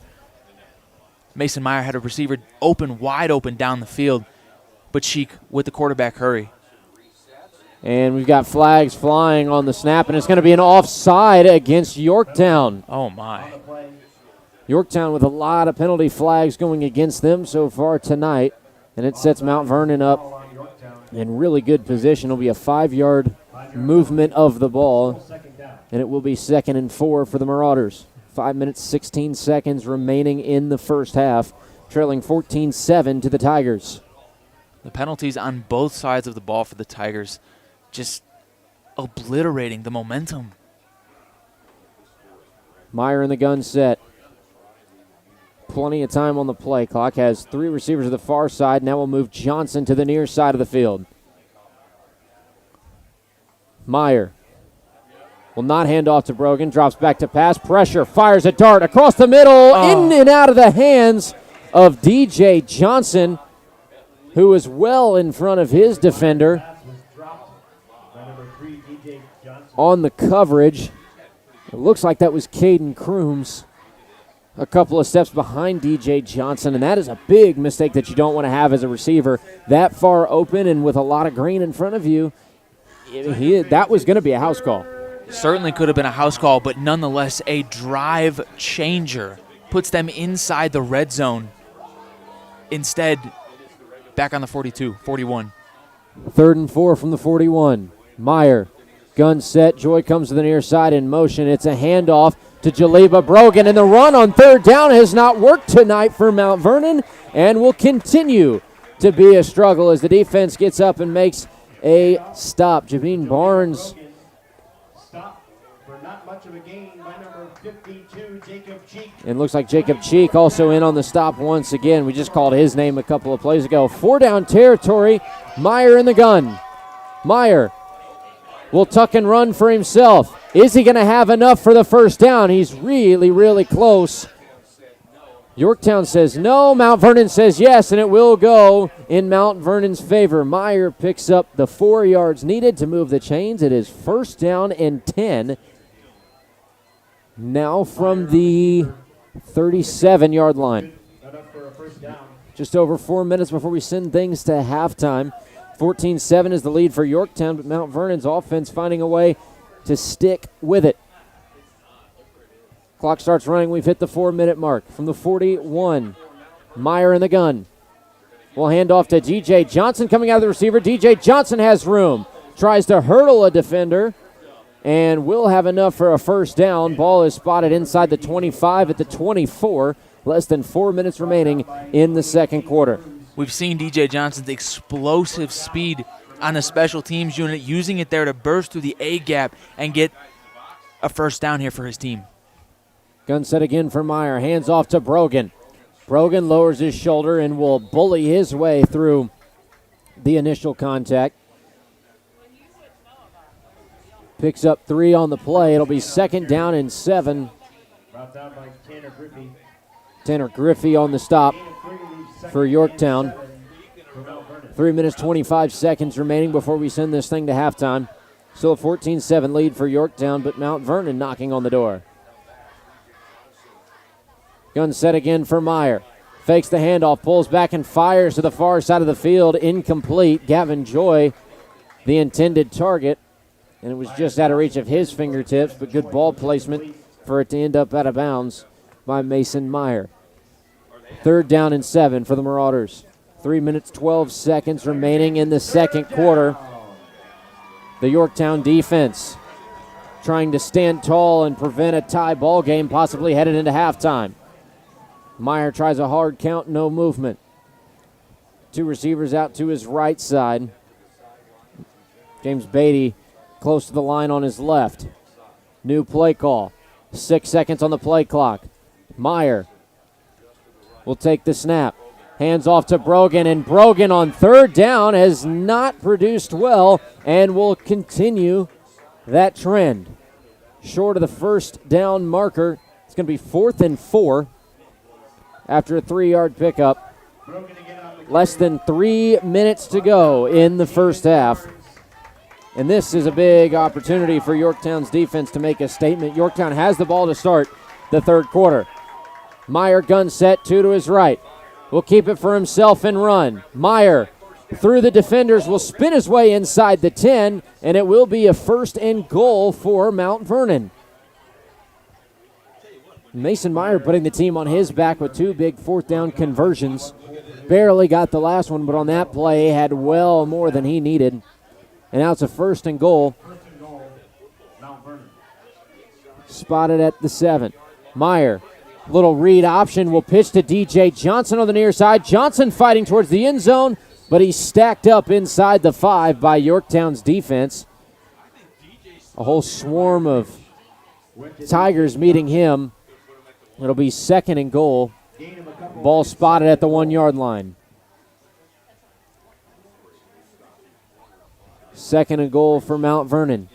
We've hit the 2-minute mark in the 2nd quarter. Under center, Meyer will hand the ball off to Brogan. Brogan tries to lean his way into the end zone, and he will be stood up at the line of scrimmage for no gain. 3rd and goal from the 1. Yorktown's defense is certainly doing their job. Yes, they are.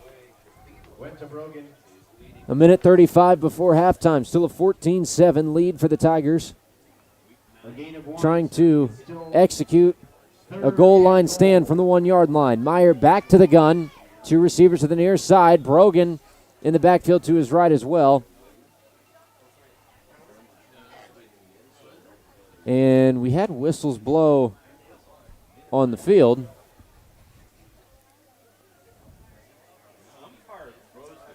And I'm not sure what the exact call was. They're going to wave the penalty flag off.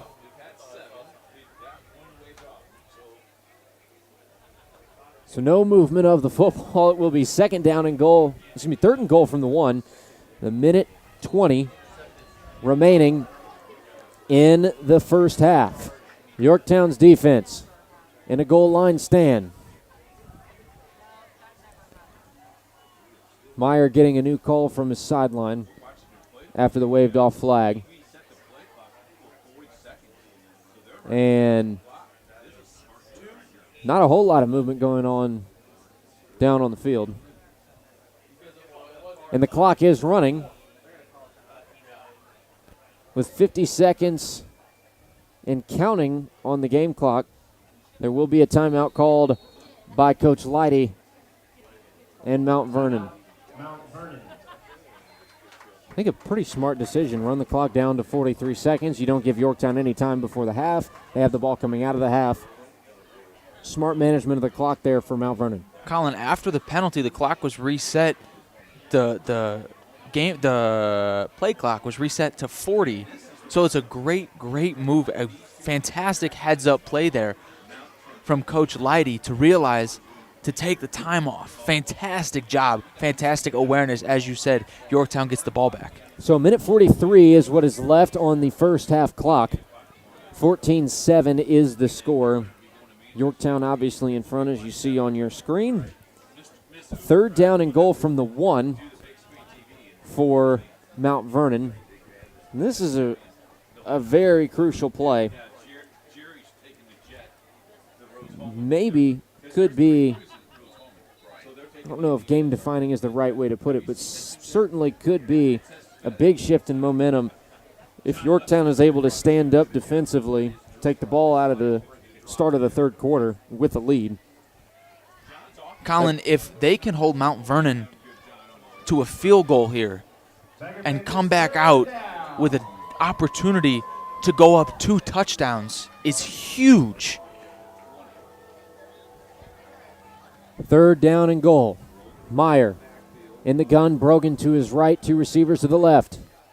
Meyer will read. A lot of pressure. Meyer escapes the initial pursuit and will find his way across the goal line for 6. 14-13. And the timeout proves to be beneficial for Mount Vernon. They reset, draw up a new scheme, and now they trail by 1 with 35 left in the first half. I like the play call there. Great little option opportunity. Gave Meyer the chance to pitch it if need be. He didn't, kept it himself, dodged and weaved his way through the lineman to cross the goal line and look for an opportunity for his kicker to tie this ball game up. On to kick the PAT. And putting it through the uprights is John Duncan. We're tied at 14 apiece in the second quarter. 35 seconds remain before we send it to halftime. And that's a big drive for Mount Vernon. Most likely, Yorktown may get a play off. You look at the scoring breakdown for both these two teams. Yorktown starts it off on a pass from Tokar to Noah Long, 17-yarder to get them on the board first. Mount Vernon matches a 4-yard rushing touchdown for Mason Meyer. A few drives later, Yorktown again putting themselves on the board. 4-yard rushing touchdown for Ephraim Dougherty on the end around, and then Mason Meyer ties it up again. So Mason Meyer responsible for both touchdowns for the Marauders, both using his feet, and really doing a job of putting the team on his back. 2 big 4th down pickups, too, on that last play for the quarterback. See, Colin, but that's what you want from your quarterback. You love to have him be a threat through the air, and absolutely the defense hates for him to be a threat with his legs.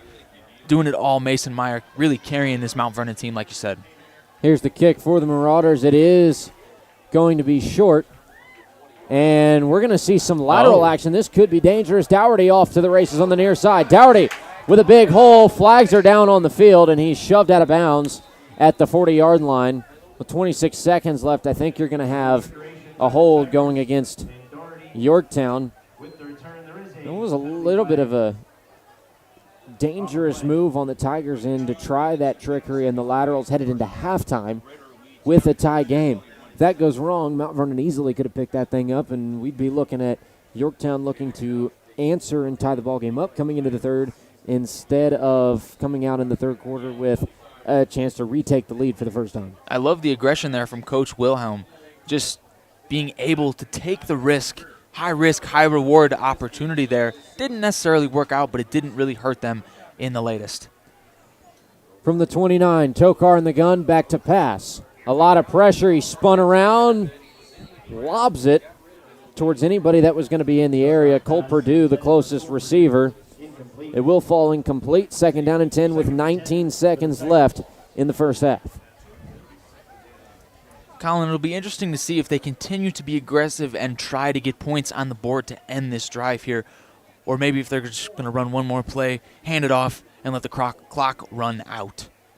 Second and 10 from the 29. 19 seconds before half. Tokar continues to work from the shotgun formation, 2 receivers each end.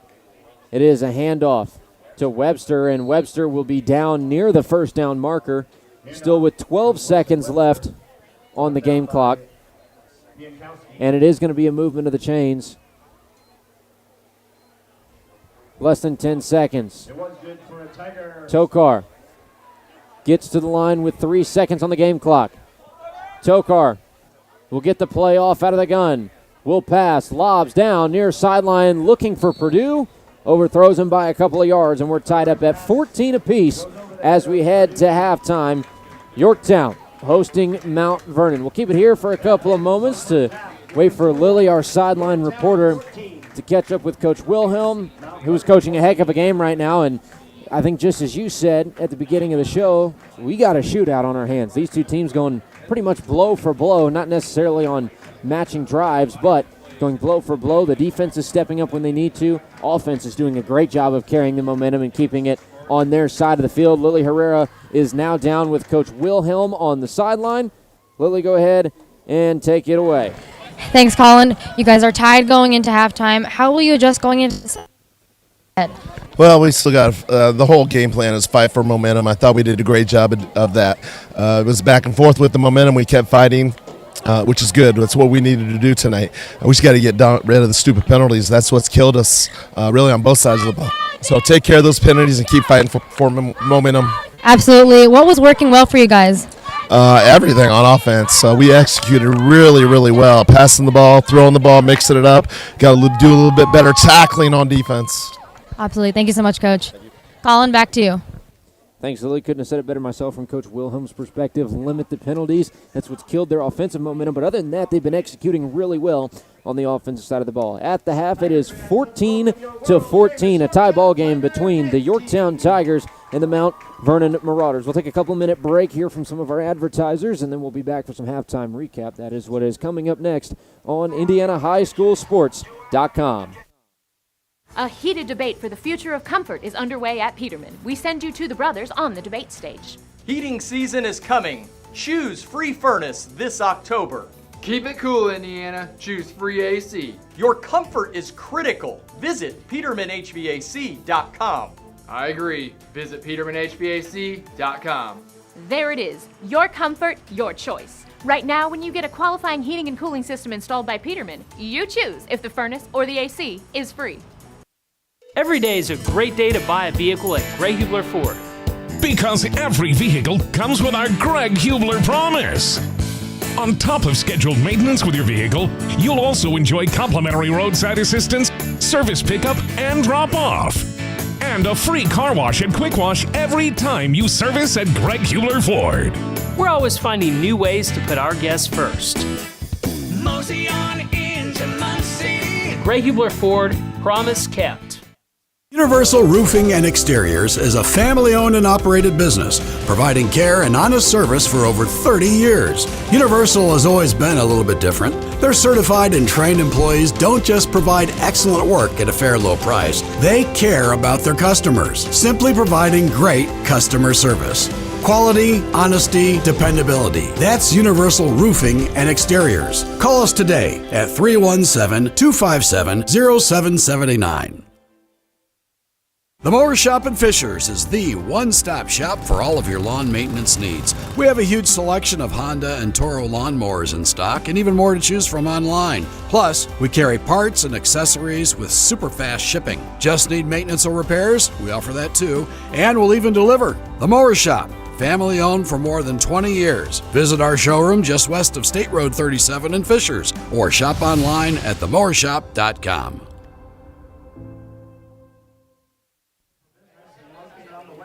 Joining you from Yorktown High School on IndianaHighSchoolSports.com. We're all tied up at the half as the Yorktown Tigers face the Mount Vernon Marauders for the final regular season contest of IHSAA football for this season. For both teams, Colin Eccles, Joey Paternostro in the booth. We got Lily Herrera on sideline. Michael running the camera for us, doing a great job. Before we get into our halftime recap, let's take a look at some of the scores from around Indianapolis. Pike and Lawrence North are both tied up at 7 in the second quarter. Last time we heard, LN just actually kicked a field goal. As I said that, they're up 10-7 over Pike. North Central trailing Ben Davis 24-6. And those are the two scores we have from you down in the Indianapolis area. So some good MIC competition. Lawrence North, a top 5 team, leading Pike by 3. Dangerously close to being on the brink of their first loss of the season. We bring it back up here to Muncie with the Tigers of Yorktown, the Marauders of Mount Vernon. And Joey, this is, I think, the game that we thought it was going to be. Slugfest from both sides. They're not necessarily matching drive for drive, but the two teams firing well on all cylinders offensively, and the defense is doing a pretty good job of maintaining, not really one defense or the other doing a really big standout job of totally shutting down an offense. Collins certainly could have been a different game had Yorktown not been penalty-led there in their second drive. However, they're making the most out of it. They come back. We got a tie ball game headed out of halftime. Good opportunity for both teams. Yorktown has to reduce the penalties. They have to. Both teams have to cut down. But Yorktown, if they want a chance to win this ball game, if they want any chance whatsoever, the penalties really are key. Yeah, Coach Wilhelm was talking about that with Lily during that conversation on the sideline. The penalties really killed them. This could very easily be a 21-14, a 28-14 type of matchup right now for Yorktown. Obviously, it is far from that. We're all tied up at 14 apiece. But the one thing he did say is his offense is executing. Take the penalties out of it. They're doing a phenomenal job. The blocks are going to the whistle. Guys are finding creases and taking advantage. Wilson Webster being one. The passing game right now from Sam Tokar looks pretty darn good. He's obviously floated a big 17-yarder to Noah Long for that first score. And then on the second touchdown as well, a rushing touchdown out of the backfield from Ephraim Dougherty coming around the end. So the receivers getting involved in the game. Tokar doing a great job. What do you want to see other than penalties being changed and gotten rid of in the second half? What do you want to see in terms of adjustment from Yorktown's offense? To me, other than the penalties, there's really not much to change. There really isn't much to change. I mean, the passing game could be a little bit better. A couple of missed passing opportunities there. A couple of overthrows from Sam Tokar could have led to bigger plays, drive-changing plays, might I say. But really, other than the penalties, Colin, there's not much to change. The running game is fairly effective, and the passing game, when done short, has been very well. A couple of nice dump-off passes to Wilson Webster. But Yorktown's offense, like Coach Wilhelm said, executing to what they're supposed to be doing. I think the one thing maybe I would want to see is it seems like every few plays Tokar gets under a lot of pressure, and I think that's where we're seeing some of those miscues too from the passes is he's being forced to let a ball fly maybe just a half a second earlier than he would want to, which is where we think, especially when you saw that miss pass down the field for Dougherty or Long and Webster as well, a few yards out of their reach. If he's got an extra second to sit, let him get a couple more steps down the field, you could be looking at that big catch and run. But so far, I think, for what we're seeing, the offensive line doing a fairly good job. For the defensive side for Yorktown, they're kind of in a weird area. They've been doing well. They've been forcing fourth downs, but they're forcing the fourth downs in fourth down territory. And then Mount Vernon is turning around, and really Mason Meyer is turning around and picking up those fourth down conversions and keeping the drive alive. What kind of adjustments do you think need to be made for Yorktown's defense? Well, everything except for when they hand it off to Jaleba Brogan. When Mount Vernon goes to hand it off to Brogan, it certainly seems like this Yorktown defense knows exactly what the play call is. But the majority of the time, Yorktown has blitzed when Brogan gets the ball, resulting in no gain or a short gain, if at all. So I would love to see from this Mount Vernon offense just a little bit more fluidity from the Yorktown defensive side of the ball. They're doing well, but a couple things that need to be tweaked on to cut down those big plays. And talking about Brogan, I mean, coming into tonight, he was over 1,000 yards rushing on the year, 1,048. So he's got about 131 a game, 13 touchdowns, 6 games or more, where 6 games where he's had 100 yards or more, and that's all on just 183 touches so far this season. So he's killing it in the backfield for Mount Vernon. Obviously, they've tried to rush it with him on third down and short, and on some very, very convertible third down plays. He hasn't had that same spark that he's had in the past. Take a look at Mount Vernon's offense. Other than Jaleba Brogan not being able to really produce on those third down and short situations, they're looking pretty good too. Mason Meyer doing his thing, as we saw in Week 5. 2 rushing touchdowns for him, a 4-yarder and a 1-yarder, so he accounts for all touchdown plays for the Marauders. Do you really need to change anything up for him, or do you kind of just keep letting him play how he is and his natural feel, run a little bit of – we've seen some RPO, we've seen some QB draws, we've seen some play action passes. I think Mount Vernon is pretty much utilizing every formation and every look that they have in the first half to keep Yorktown on their toes, and it's really been working for the most part. Honestly, I agree. I mean, I feel like it's just stick to your game plan at this point because it's working. Just those manageable third downs just haven't been going your way. And at this point, stick with the passing game because that certainly seems to be the focal point this game for Mount Vernon. They certainly have done a very nice job. Couple of big plays to Riker Bear, DJ Johnson, a couple of short passes to Gavin Joy. But all around, this Marauder offense doing well. This offensive line giving Mason Meyer plenty of time, and when they're not, Mason Meyer does a great job of scrambling out of the pocket and getting a gain of a yard or two. For Mount Vernon's defense, they've been pretty good. They've had a couple of big plays out of the secondary. Riker Bear making a couple of big pass breakups. He came into the night with 2 pass deflections. I believe he's got 1 to his name so far tonight. Got his helmet up and broke up a pass that could have led to an easy touchdown for Yorktown. So Mount Vernon's defense obviously doing their job. But the one thing that they're doing, I think, exceptionally well is bringing a lot of pressure for Sam Tokar. Like we said, forcing him to make throws earlier than he wants to. He's forced a couple where the pass has been behind his intended receiver and it's fallen incomplete. I think that front 3, along with Colton Anderson and Evan Privet, the outside linebackers, I think them getting into the backfield and causing some disruption has worked relatively well. We said it before the game. Disruption creates turnovers, and turnovers is something that Mount Vernon doesn't have a ton of this year. It certainly is, and neither side having a turnover in this game. There was that one opportunity down there for Mount Vernon backed up in their own end. However, Yorktown getting a little bit lucky falling on that one.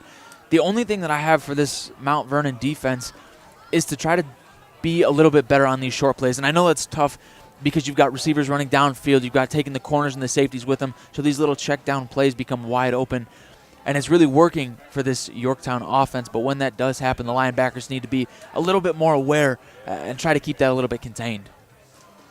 Before we kick things to a commercial break, don't forget that tonight's game is built by Universal Roofing. Call Universal at 317-257-0779 or visit universalrfg.com. Tonight's game is also driven by Greg Hubler Ford and Hyundai. Experience the Greg Hubler promise at greghublerauto.com. The Mower Shop in Fishers, that's where you can find mowers, snow throwers, parts, and more. Visit them on the web, themowershop.com. And Peterman Heating and Cooling. Call Peterman for same-day plumbing service, 317-608-1883. 4 of our sponsors that make our broadcast possible week in and week out. We're going to take a 2.5-minute break. There's about 3:45 before the teams retake the field, and we start the second quarter of Yorktown and Mount Vernon. 2:30, and we're back for the start of that third quarter on IndianaHighSchoolSports.com. A heated debate for the future of comfort is underway at Peterman. We send you to the brothers on the debate stage. Heating season is coming. Choose free furnace this October. Keep it cool, Indiana. Choose free AC. Your comfort is critical. Visit PetermanHVAC.com. I agree. Visit PetermanHVAC.com. There it is. Your comfort, your choice. Right now, when you get a qualifying heating and cooling system installed by Peterman, you choose if the furnace or the AC is free. Universal Roofing and Exteriors is a family-owned and operated business, providing care and honest service for over has always been a little bit different. Their certified and trained employees don't just provide excellent work at a fair low price. They care about their customers, simply providing great customer service. Quality, honesty, dependability. That's Universal Roofing and Exteriors. Call us today at 317-257-0779. The Mower Shop in Fishers is the one-stop shop for all of your lawn maintenance needs. We have a huge selection of Honda and Toro lawnmowers in stock and even more to choose from online. Plus, we carry parts and accessories with super fast shipping. Just need maintenance or repairs? We offer that too, and we'll even deliver. The Mower Shop, family owned for more than 20 years. Visit our showroom just west of State Road 37 in Fishers or shop online at themowershop.com. Every day is a great day to buy a vehicle at Greg Hubler Ford. Because every vehicle comes with our Greg Hubler promise. On top of scheduled maintenance with your vehicle, you'll also enjoy complimentary roadside assistance, service pickup, and drop-off. And a free car wash and quick wash every time you service at Greg Hubler Ford. We're always finding new ways to put our guests first. Mosey on into Muncie. Greg Hubler Ford, promise kept. Universal Roofing and Exteriors is a family-owned and operated business, providing care and honest service for over 30 years. Universal has always been a little bit different. Their certified and trained employees don't just provide excellent work at a fair low price. They care about their customers, simply providing great customer service. Quality, honesty, dependability. That's Universal Roofing and Exteriors. Call us today at 317-257-0779. A heated debate for the future of comfort is underway at Peterman. We send you to the brothers on the debate stage. Heating season is coming. Choose free furnace this October. Keep it cool, Indiana. Choose free AC. Your comfort is critical. Visit PetermanHVAC.com. I agree. Visit PetermanHVAC.com. There it is. Your comfort, your choice. Right now, when you get a qualifying heating and cooling system installed by Peterman, you choose if the furnace or the AC is free. We're all tied up at 14 at Yorktown High School and IndianaHighSchoolSports.com. Colin Eccles, Joey Paternostro in the booth, Michael Wren and camera, Lily Herrera, our sideline reporter for this evening, doing a great job. Like I said, 14-14 between the Mount Vernon Marauders and the Yorktown Tigers. Lily Herrera is waiting down on the field for head coach of Mount Vernon, Coach Leidy, to come out of the locker room and get a word for her. Both teams getting ready to come back onto the field as we prepare for this third quarter, which should be an exciting one, Joe. It's getting a little chilly, so we might see a little bit of adjustment in terms of who's throwing the ball, if we're seeing much of the throwing game. And I think that could be an interesting look because really both teams have been using a lot of the rush game so far tonight, so I think it could come down to a matter of who's willing to sling the rock a little bit and who's going to execute it the best. Colin, I certainly think it's going to come down to one big game-changing play, whether that's a 50-yard rushing play or a 50-yard passing play. Shoot, it might even be a 20-yard play, but still, it's going to be that field flipper, that drive changer that just really sets the offensive attack apart in a certain drive. We've heard it pretty consistently tonight from Coach Wilhelm. I think word of the game, it's safe to say, is momentum for him. He talked about it before the game, that both teams play well when the momentum is in their favor. We've seen that on the gridiron so far tonight. And he talked about playing with the momentum headed into halftime of being tied and having the ball in the third quarter. More good momentum that his team is going to have. And they're set up in a pretty good position to be able to take this game back and pick up a lead here early in the second half. The biggest thing for their defense is they're really going to have to step up and make some of those fourth down stops, those third and short stops, continue to make the third and short stops, I guess that is. And Lily is just about ready to join us on the sideline with Coach Leidy as soon as he gets out on the field. Key players for the second half, Joey, who are you going to look for? Certainly looking for the quarterbacks to shine as well as the running backs, Wilson Webster and Jolene Brogan. However, I think it's certainly going to rely more on the quarterbacks. I think Sam Tokar has to lead his offense just as much as Mason Meyer has to lead his offense, Colin. But I'd like to point out both defenses. As much as I said the big offensive plays are going to win this ball game, it's the defensive game that's really going to win the ball game. It's that one defensive stop that sets the offense apart. The one defensive stop that pins the other team back inside their own red zone.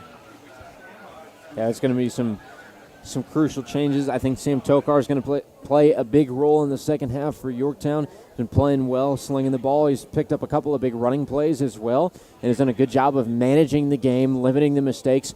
Other than some of those flags, there really hasn't been too much. The fortunate recovery of the fumble early in that first half for Yorktown really kept their drive alive and kept the momentum in their favor. Obviously, that drive resulted in the rushing touchdown from Ephraim Dougherty.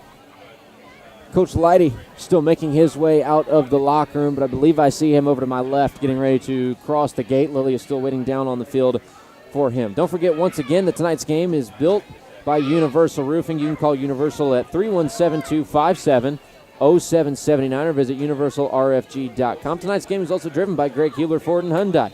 Experience the Greg Hubler promise at greghublerauto.com, the Mower Shop in Fishers, Mower Snow Throwers, Parts, and more. Mowershop.com, and Peterman Heating and Cooling. Call Peterman for same-day plumbing service, 317-608-1883.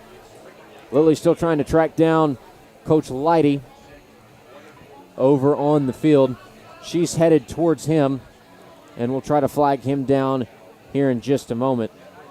I tell you what, she's battled some pretty big elements this year. She had the monsoon a few weeks ago, Madison Grant and Frankton.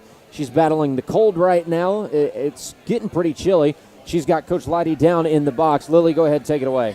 Thanks, Colin. Coach, you guys tied the game up at the end of the second quarter. What adjustments were defense? Oh, we had to make some plays.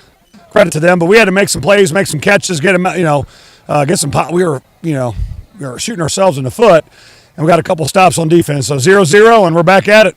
Absolutely. Thanks, Lily. Her and Coach Leidy are scrambling out of the end zone as E2's teams take the field to start the third quarter. But I think he said pretty much the same thing Coach Wilhelm said. Limit shooting yourself in the foot, keep up defensively, and really take advantage of all the offensive opportunities that come their way. We're at the start of the third quarter, all tied up at 14 apiece. Yorktown will have the ball to kick things off.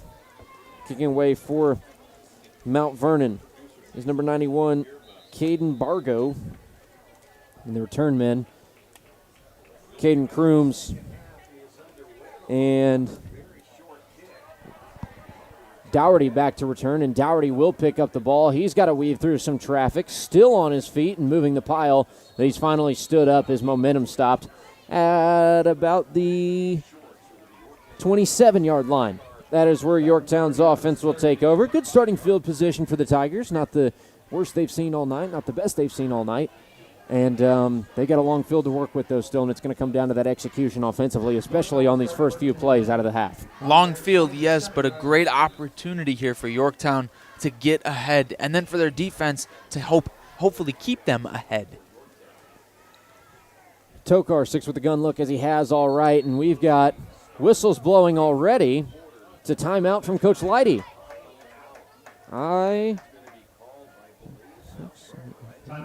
Looks like they might have only.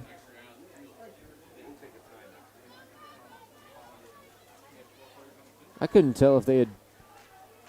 They did have 12 players on the field, so Leidy wisely burning a timeout. He is fired up on that far sideline. He talked about literally less than a minute ago to Lily, talking about not shooting yourself in the foot. They've shot themselves in the foot already, have to burn a timeout this early into the half. That could come back to bite them later on in the contest. Colin, that's the only thing you hope for as this Mount Vernon Marauder team, is that burning that timeout this early doesn't affect that late 2-minute drive deep in the fourth quarter if that chance arises. First down and 10 from the 27 for Yorktown. Tokar will stay with the gun look as he has all night. One receiver to his left, two out to his right. Dougherty in motion to the near side. It's a pooch pass and a nice misdirection to Cole Purdue. Purdue's off and running the far side, and flags are flying on the field again. It was going to be a first down pickup for Cole Purdue. Double pass went to Cole Purdue. There is a penalty flag on the play. And Yorktown's marching back already. It is a hold against the Tigers. Holding. Colin, I may not have been in the room with Coach Wilhelm and the Yorktown Tigers during halftime, but I know they talked about limiting the penalties. I know they did.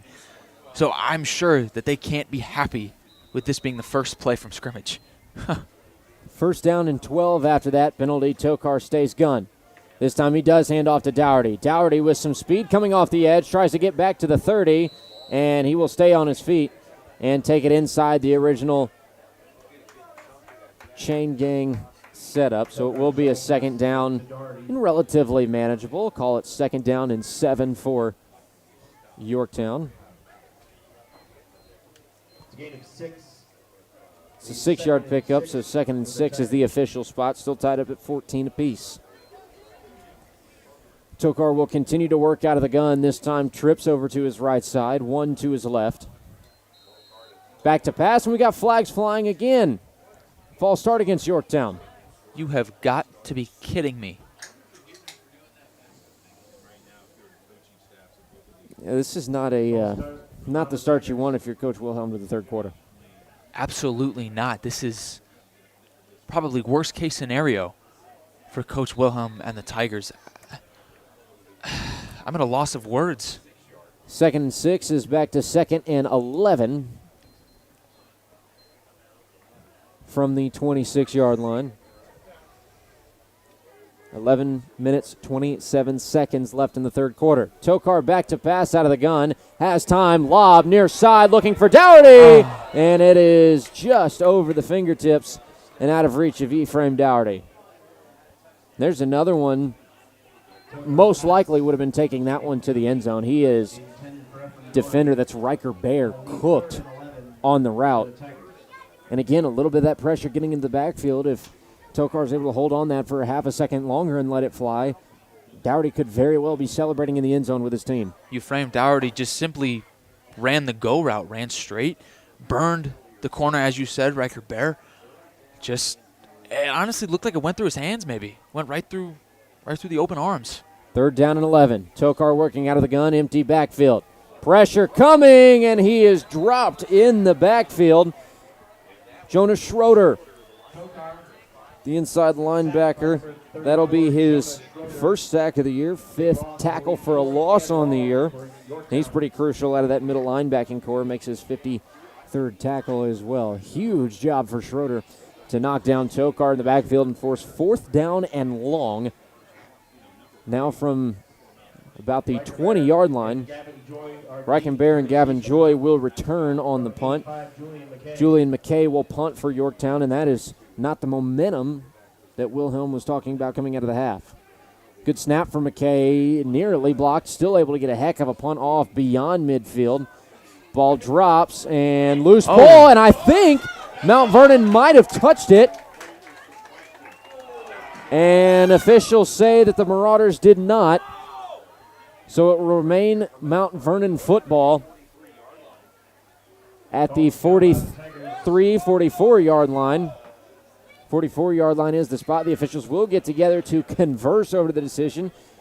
Even if it didn't judge any of the Marauder returners, it was deathly close. Too close for my liking, at least, from up here in the booth. I can't imagine from a player or coaching perspective how close that might have felt. Nonetheless, Mount Vernon might have gotten away with the break there. 10.5 minutes in the third. 14 apiece.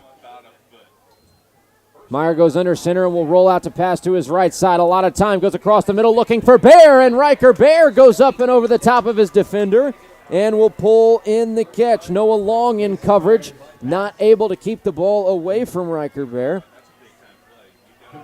And there's maybe that momentum shifting play that you talked about. Hurry up offense for Mount Vernon from inside the 30. Hand off to Brogan.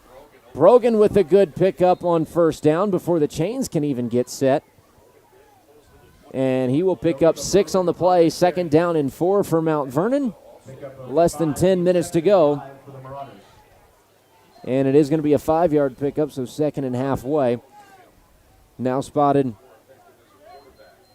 at about the 23. Meyer from the gun will pull back the handoff and fire far side. It is complete for a first down. The receiver on that play, Gavin Joy. And Mount Vernon coming out and moving quickly on their first offensive try in the third quarter. Already down inside the red zone. From the 16, Meyer in the gun set. Moves Joy to the far side of the field in motion. Meyer back to pass. Looking far side. It is caught, and it is a touchdown. Riker Bear. The receiver makes it 20-14. That is quite the play and quite the starting drive of the second half for Mount Vernon. 20-14 the lead now. I mean, Riker Bear just absolutely roasting the secondary there, wide open in the back of the end zone. Good pass there from Mason Meyer to find Bear. Not what you want from this Yorktown team. Came out flat on offense, full of penalties, unable to take advantage, and this defense not ready for the pass. Trying the PAT is Caden Bargo, and Bargo will punch it through to make it a 21-14 lead. 30 seconds. We're back for the rest of this third quarter. That's what's up next on IndianaHighSchoolSports.com. A heated debate for the future of comfort is underway at Peterman. We send you to the brothers on the debate stage. Heating season is coming. Choose free furnace this October. Keep it cool, Indiana. Choose free AC. Your comfort is critical. Visit PetermanHVAC.com. I agree. Visit PetermanHVAC.com. There it is. Your comfort, your choice. Right now, when you get a qualifying heating and cooling system installed by Peterman, you choose if the furnace or the AC is free. That last Mount Vernon drive resulting in a touchdown. The pass from Mason Meyer to Riker Bear in the end zone to make it a 21-14 lead for the Mount Vernon Marauders over the Yorktown Tigers on IndianaHighSchoolSports.com. Colin Eccles, Joey Paternostro in the booth. Getting ready to kick away for Mount Vernon is John Duncan. And back to return for the Tigers, Caden Crooms and Ephraim Dougherty. Two speedy returners who have not gotten an opportunity to break out into a ton of space so far tonight. And right now the story of the third quarter for Yorktown is the penalties really hurting themselves on that opening drive. Mount Vernon definitely holding all of the momentum. Duncan's kick will make it back to Caden Crooms. He bobbles it inside the 10. Now will take off running. Towards the middle of the field, Crooms has some running room. Still on his feet, weaving through traffic, and brought down at the 35-yard line. Good return for Caden Crooms as the Tigers trail 21-14, less than 10 minutes on the third quarter clock. The Tigers will start 1st and 10. And we'll see if Yorktown can answer after a quick four-play drive from Mount Vernon on their first try of the second half. Yorktown certainly hopes that they can. This offense has to produce some kind of points here. Tokar gun set. Two receivers near side, one to the far. It's a handoff to Wilson Webster. He spins out of a tackle in the backfield, will stay on his feet, still moving into the secondary and across midfield and across the 45. Down to the 44-yard line in Mount Vernon territory, and there's a big pickup on first down for Wilson Webster and the Yorktown offense. Great job there from Wilson Webster to bob and weave his way through the Mount Vernon defenders there. Field flipper. Now they're in Mount Vernon territory. Dangerous opportunity here for Yorktown. Mount Vernon has to stop. Tokar still working out of the gun. It's another handoff to Webster. Webster cutting back, and he is lit up and driven into the ground by Evan Privet. Not before he picks up a solid chunk of yardage. 2nd down and 5 coming up for Yorktown. Now down at the 39-yard line. 8 minutes, 27 seconds remaining in the third quarter. 21-14 is the lead for Mount Vernon. Under center now for the first time in a while is Tokar. The live formation. It's another handoff to Wilson Webster. Webster to the far side. Moving the pile, but he stood up And he will be, looks like, a yard beyond the first down marker. Movement of the chains for Yorktown, and they are inside the 35 at the 34 in Mount Vernon territory. Less than 8 minutes to go. We have more whistles blowing on the field, and we've got an official timeout.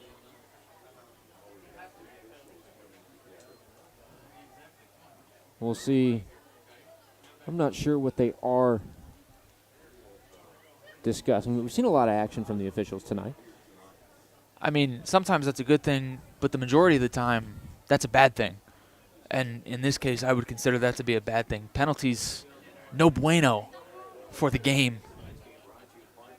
And there was obviously no penalty on that. We didn't see any flags down on the field. So it can't be a discussion on if there was a hold or what the deal is.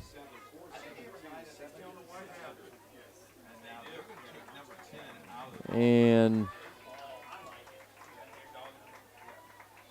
they are forcing Gavin Joy to head to the sideline.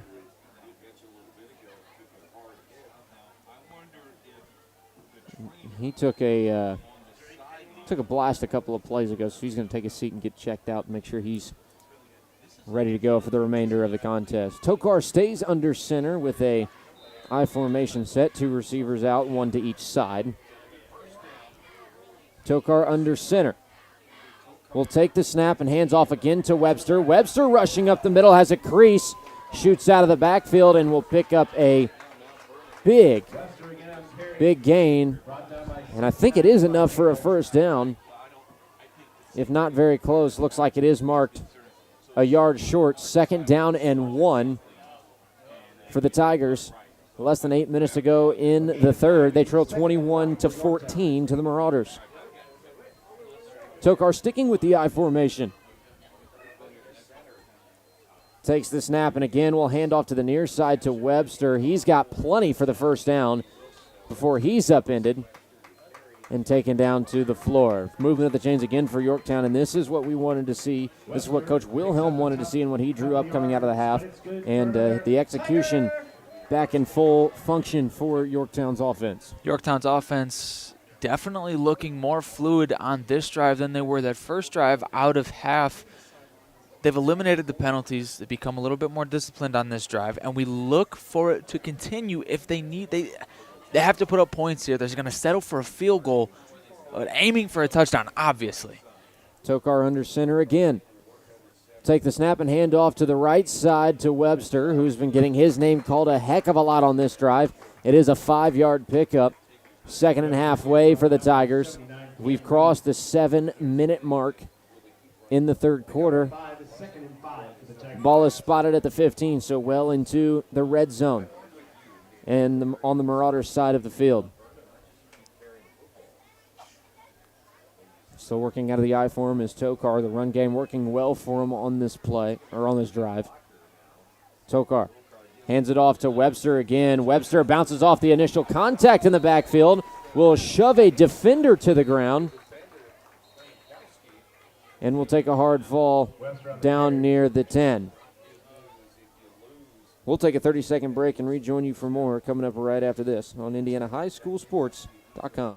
Universal Roofing and Exteriors is a family-owned and operated business, providing care and honest service for over 30 years. Universal has always been a little bit different. Their certified and trained employees don't just provide excellent work at a fair low price. They care about their customers, simply providing great customer service.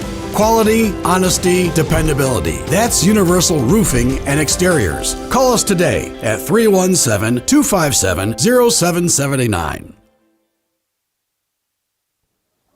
We rejoin you from Yorktown High School in Yorktown, Indiana on IndianaHighSchoolSports.com. The lead is 21-14 for the Mount Vernon Marauders over the Yorktown Tigers.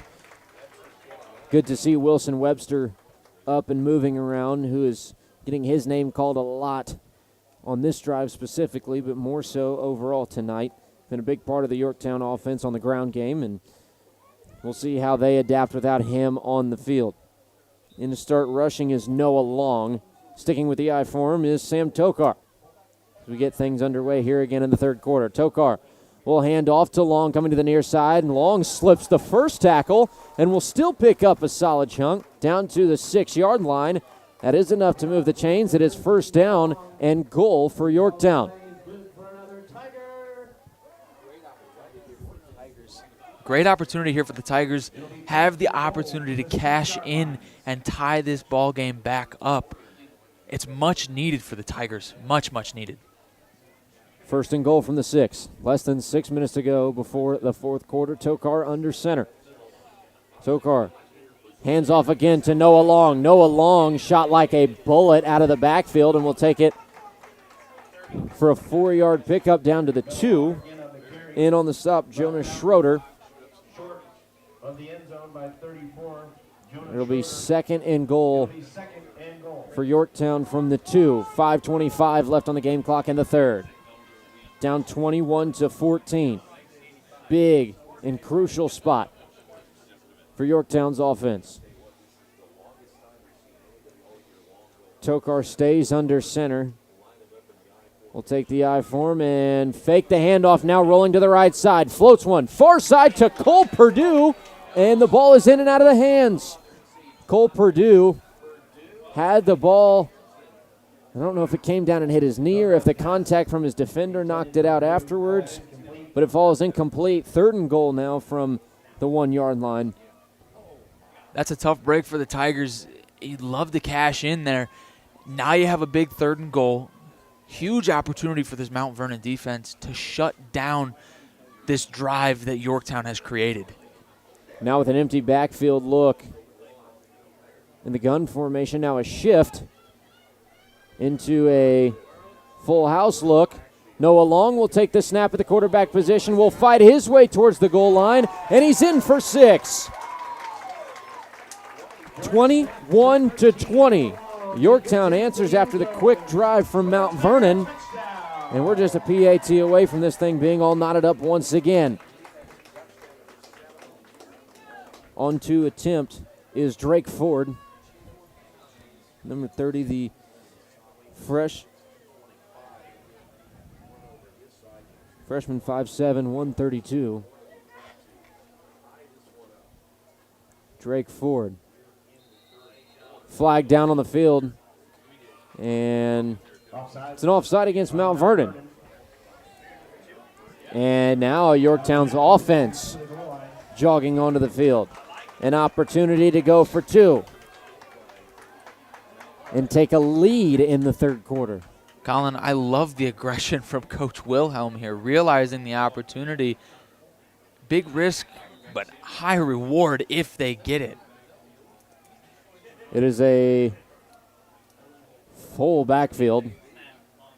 Noah Long taking the snap at quarterback.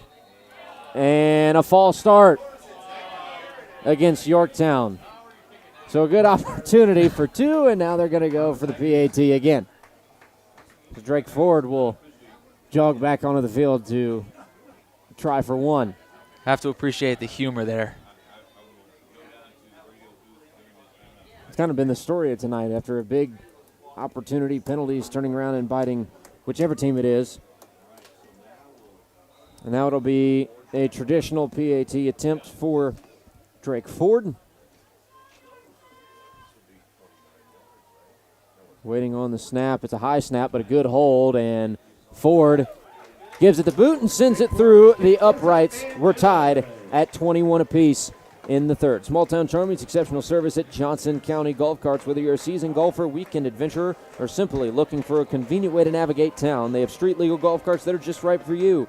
Johnson County Golf Carts is a locally owned family business providing top-notch customer service to everyone who walks through their door. Experience the difference with Johnson County Golf Carts, where quality and service meet hometown hospitality. Visit Johnson County Golf Carts in downtown Franklin or at jcgolfcarts.com. 4:55 left in the third quarter. We're knotted up at 21 points apiece between the Yorktown Tigers and the Mount Vernon Marauders. We do have a break in the action as these two teams get ready to kick it away.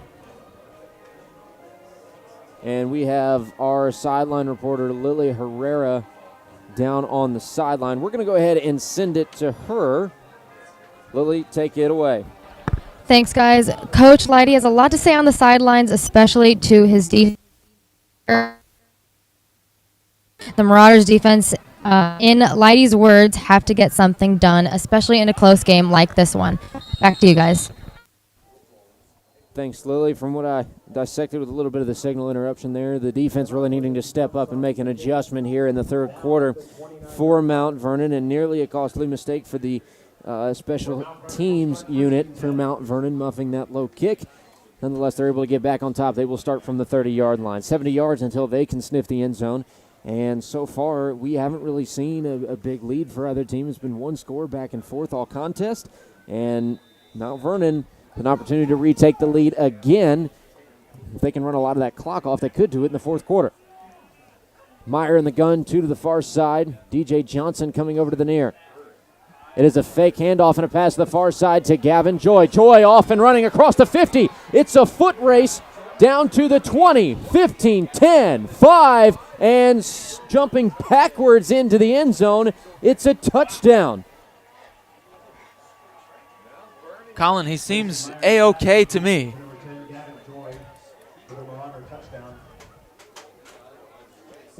What a pitch and catch. 70 yards to the house. Goodness, Gavin Joy taking it the distance. Great job there from Mason Meyer, realizing Joy was open. That is the play call. Joy, just a burst of speed. The defense was not ready whatsoever for the speed, looking like the Flash bursting through the gaps of defenders, taking it all the way into the house. Quick little celebration into the end zone. You gotta love that one. Gavin Joy will now hold for the PAT attempt. John Duncan on to kick it away. Good snap. And the PAT attempt is blocked. Getting up and getting his hand on it. I think that's Diesel Walker who got through the middle of that offensive line for Mount Vernon. And now you're looking at an interesting set for the Marauders. You score quickly, but now your score stays 27-21. That could be the missed extra point that comes back to haunt you at the end of the night. It certainly could be. Don't forget, Mount Vernon only has 2 timeouts remaining this half due to that faulty first play of the half, where the Mount Vernon defense screwed up a little bit, 12 men on the field. So both teams dealing with a little bit of, or Mount Vernon dealing with a little bit of adversity here. Mount Vernon will kick back to the speedy returners Ephraim Dougherty and Caden Crooms for Yorktown. 91, Caden Bargo will kick off. Caden Bargo will kick from the 40 for Mount Vernon. 4:38 left in the third quarter. It's a 27-21 lead for the Marauders. Bargo will kick and send it short. It is going to be returned at about the 30-yard line. Pulling back for Yorktown is Noah Long out to the 40. And it'll be 1st and 10 for Yorktown's offense with an opportunity to match. And with a PAT, could take the lead. Yorktown's offense, touchdown has to be the end. It has to. There's no settling for a field goal. This is where momentum comes alive and stays on your side. To take a 1-point lead at the end of this drive. We haven't seen a 2-possession lead for either side just yet, and Tokar will stay under center in the I form as they get this drive started. It's a handoff to Wilson Webster, who went down earlier in the quarter, but is now returned back to the field. Wilson Webster on the carry. 3-yard pickup makes it 2nd and 7 as we close in on the 4-minute mark in the third quarter. Gavin Joy on the stop. Scores the touchdown and makes the stop right after. Making it happen on both sides of the ball. You love a good two-way guy. Dare I say, Travis Hunter? We talked about not making references on the air like this, and Joey chooses to ignore me. Under center is Sam Tokar sticking with the I formation. Wilson Webster not in the backfield. Loose ball corralled by Ephraim Dougherty coming out of the backfield. That could have been costly. He's lucky to get back to the line of scrimmage as well.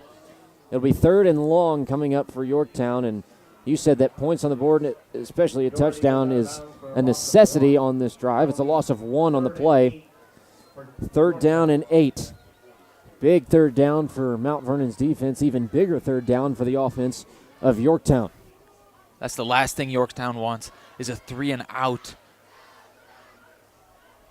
Back in the gun set is Tokar. 2 receivers to his left side, 2 out to his right. Tries the hard count, nobody jumps. He's got 2 seconds on the play clock, and Coach Wilhelm will take a timeout. We'll keep it here for this one. 27-21 is your score. The blocked PAT attempt for Mount Vernon keeps it from being a 7-point lead. Let's look at the upcoming schedule for these two teams. Yorktown, after tonight, will head into sectional 21 against 4A Richmond. They are at Richmond, so they head on the road for the first round of sectionals. For Mount Vernon, also in sectional 21 and 4A, they have a tough matchup next week on the road at New Palestine. Not a far drive for them, just up the road, but a hostile environment to play in. And the number 1 team in 4A, yet to be beaten this year. They are facing Greenfield Central right now.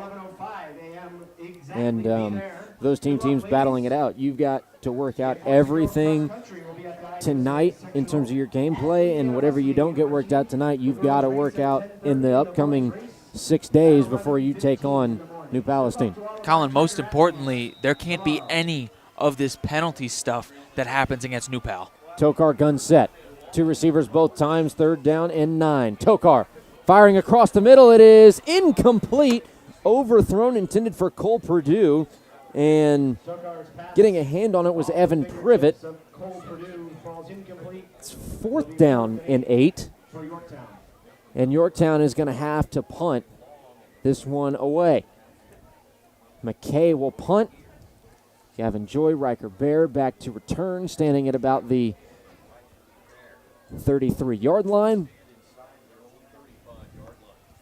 And McKay will set up to punt things off. This could be the first time that we see a 2-possession lead for one of these two teams.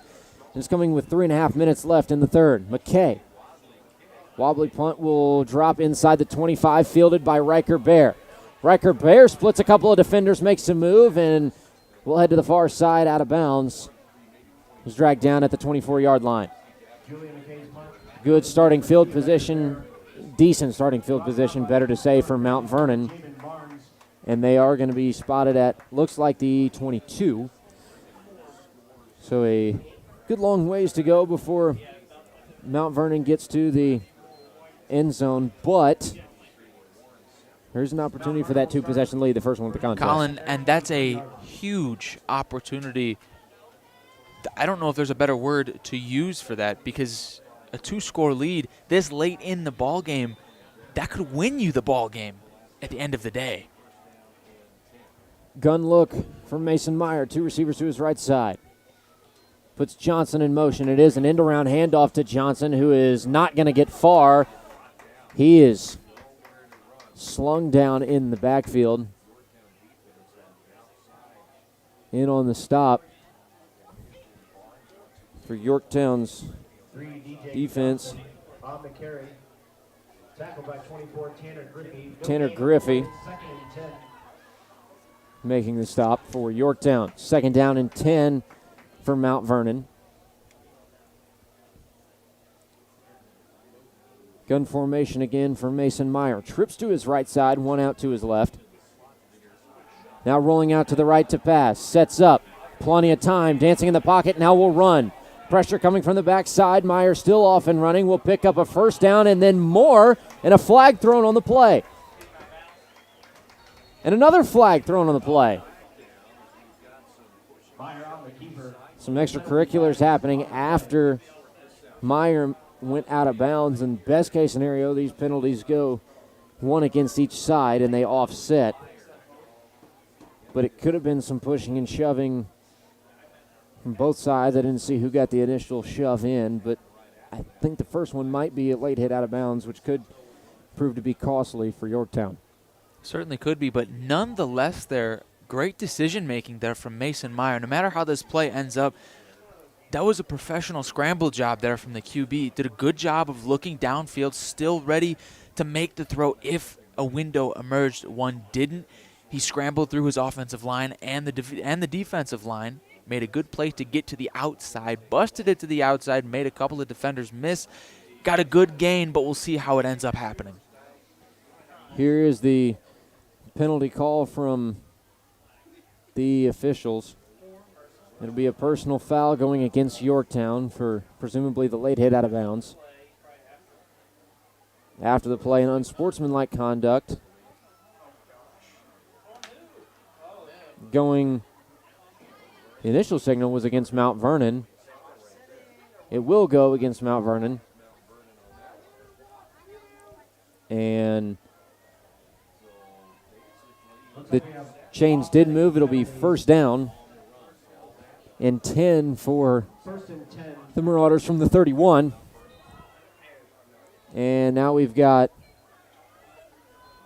more whistles blowing on the field. It's an official timeout, and I believe Coach Wilhelm is just going out for an explanation. I can't really blame him, Colin. I mean, you start at the 22, you have offsetting penalties. Next thing you know, you end up at the 31 with a fresh set of downs. I'm a little confused myself.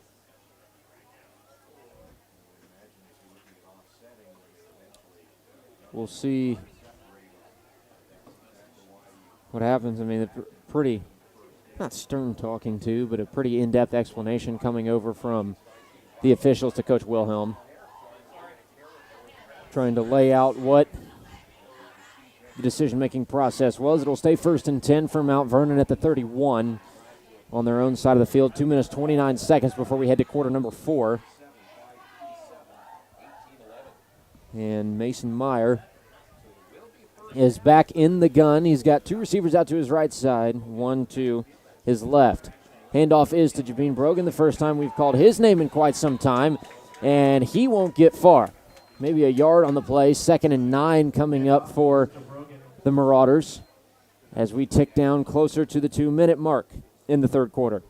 Colin, no matter what happens from this Yorktown team, this defense has done a fantastic job of just eliminating Brogan from this offensive play call from Mount Vernon. Meyer in the gun again, back to pass. We'll go to the far side, but it's batted down at the line of scrimmage. There's Julian McKay who got his paws on it and sends it to the turf. 3rd down and 9 now for Mount Vernon. That's a big second down stop by the defensive lineman.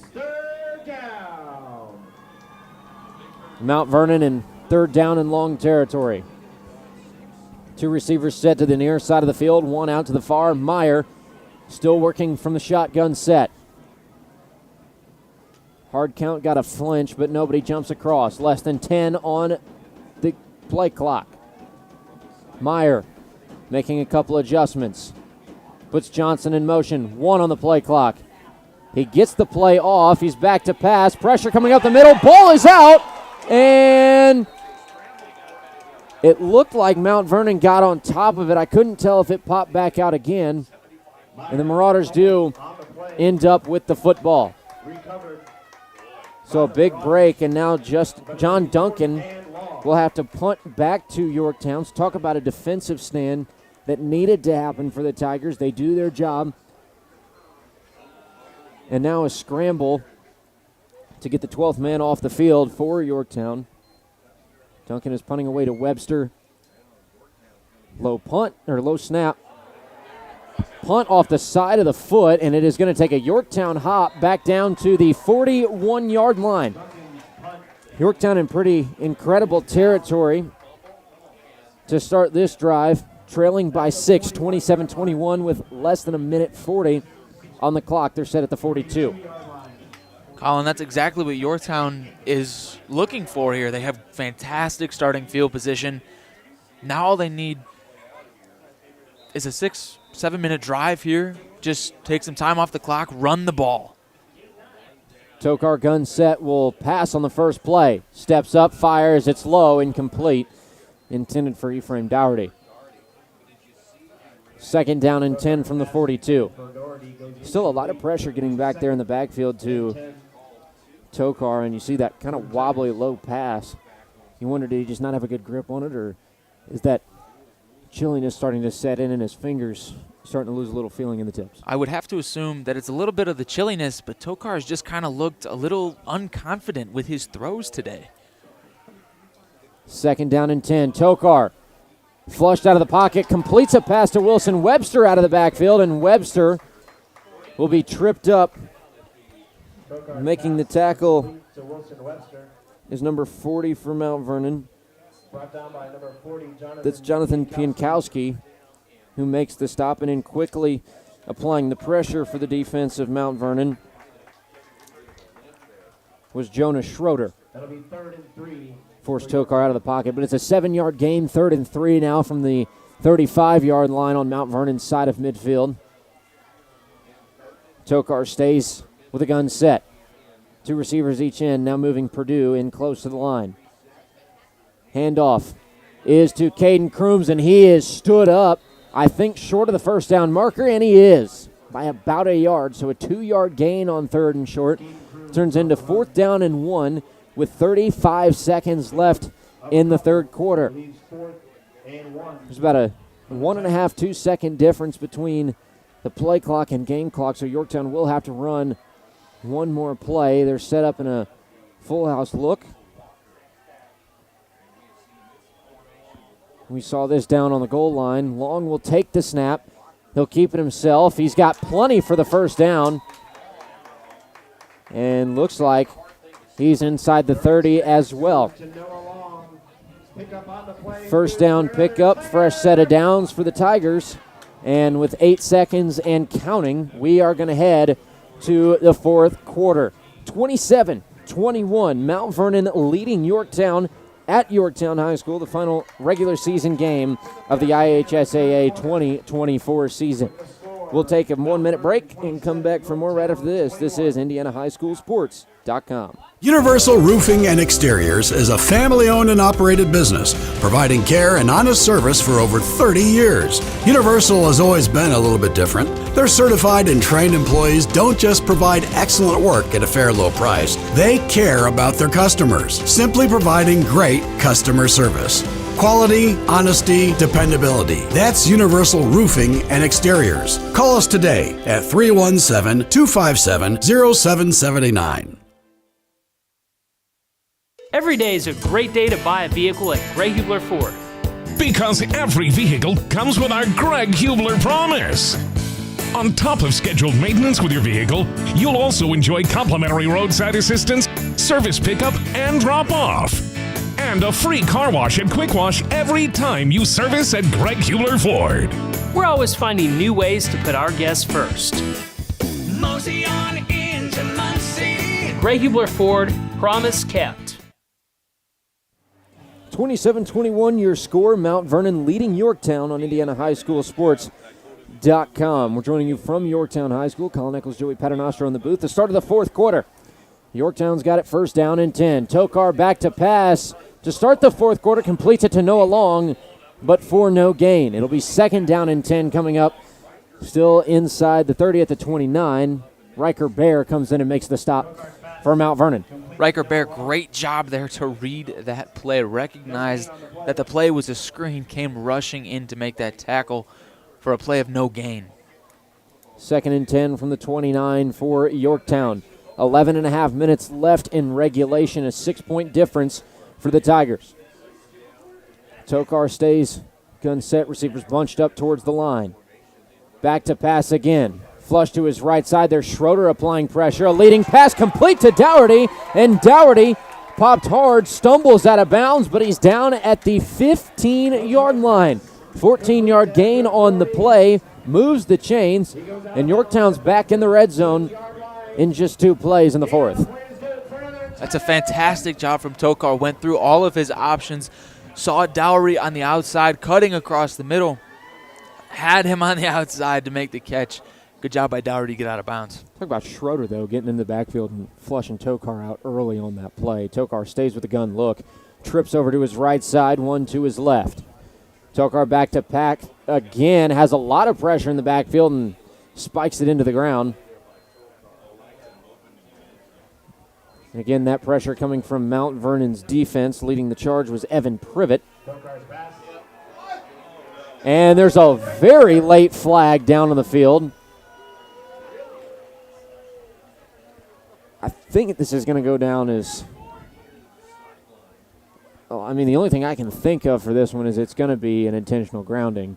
Yeah, Colin, I watched the sideline referee kind of just mosey his way to the hash mark, unsure whether to call the penalty or not. And the flag will be waved off, the second one of those that we've seen tonight. So instead of an intentional grounding, it is just 2nd down and 10 from the 15 for Yorktown's offense. 27-21 still your score. Mount Vernon with a 6-point lead. Tokar breaks the huddle, heads back to the line of scrimmage. About 15 seconds on that play clock. Receivers bunched up on the line. Long to his right in the backfield. Tokar back to pass again. A lot of pressure coming up the middle. Flush to his right side. Pump fakes, now tucks and runs. And he's inside the 15. It'll be a short gain on 2nd and 10. Tokar on the keeper. Down to about the 12. Let's call it 3rd down and 7. Pinkowski on the stop for the Marauders defense. Good job there by Sam Tokar to make something out of nothing, get a couple of yards on a little busted play. Great coverage there from Mount Vernon downfield. It'll be 3rd and 7. 3rd and 7 for the Tigers offense. Big 3rd down and 7 as well. Tokar heads back to the line. He'll have twin receivers on each side. Stacked down low on your screen. Tokar back to pass. A lot of pressure. Fires sidearm across the middle. It's complete. Enough for a 1st down. And hauling in the catch for the Tigers offense is Aiden Witt. 1st and goal now from the 4-yard line. And that is a huge 3rd down completion. And a great job to change up the arm slot, too, and fire underneath the defensive linemen for Mount Vernon, who were already in the air ready to bat the pass down. That was a great throw there from Tokar. Threaded the needle through the defensive line's hands straight into Witt's arms. Back to the I formation for Sam Tokar. Will pitch to Caden Crooms on the near side. Crooms has some running room. He has a hole, and that hole is big enough for him to squeeze through and into the end zone. 27-27 is your score. We're all tied up with still a PAT to come from Drake Ford. 9:46 left in regulation.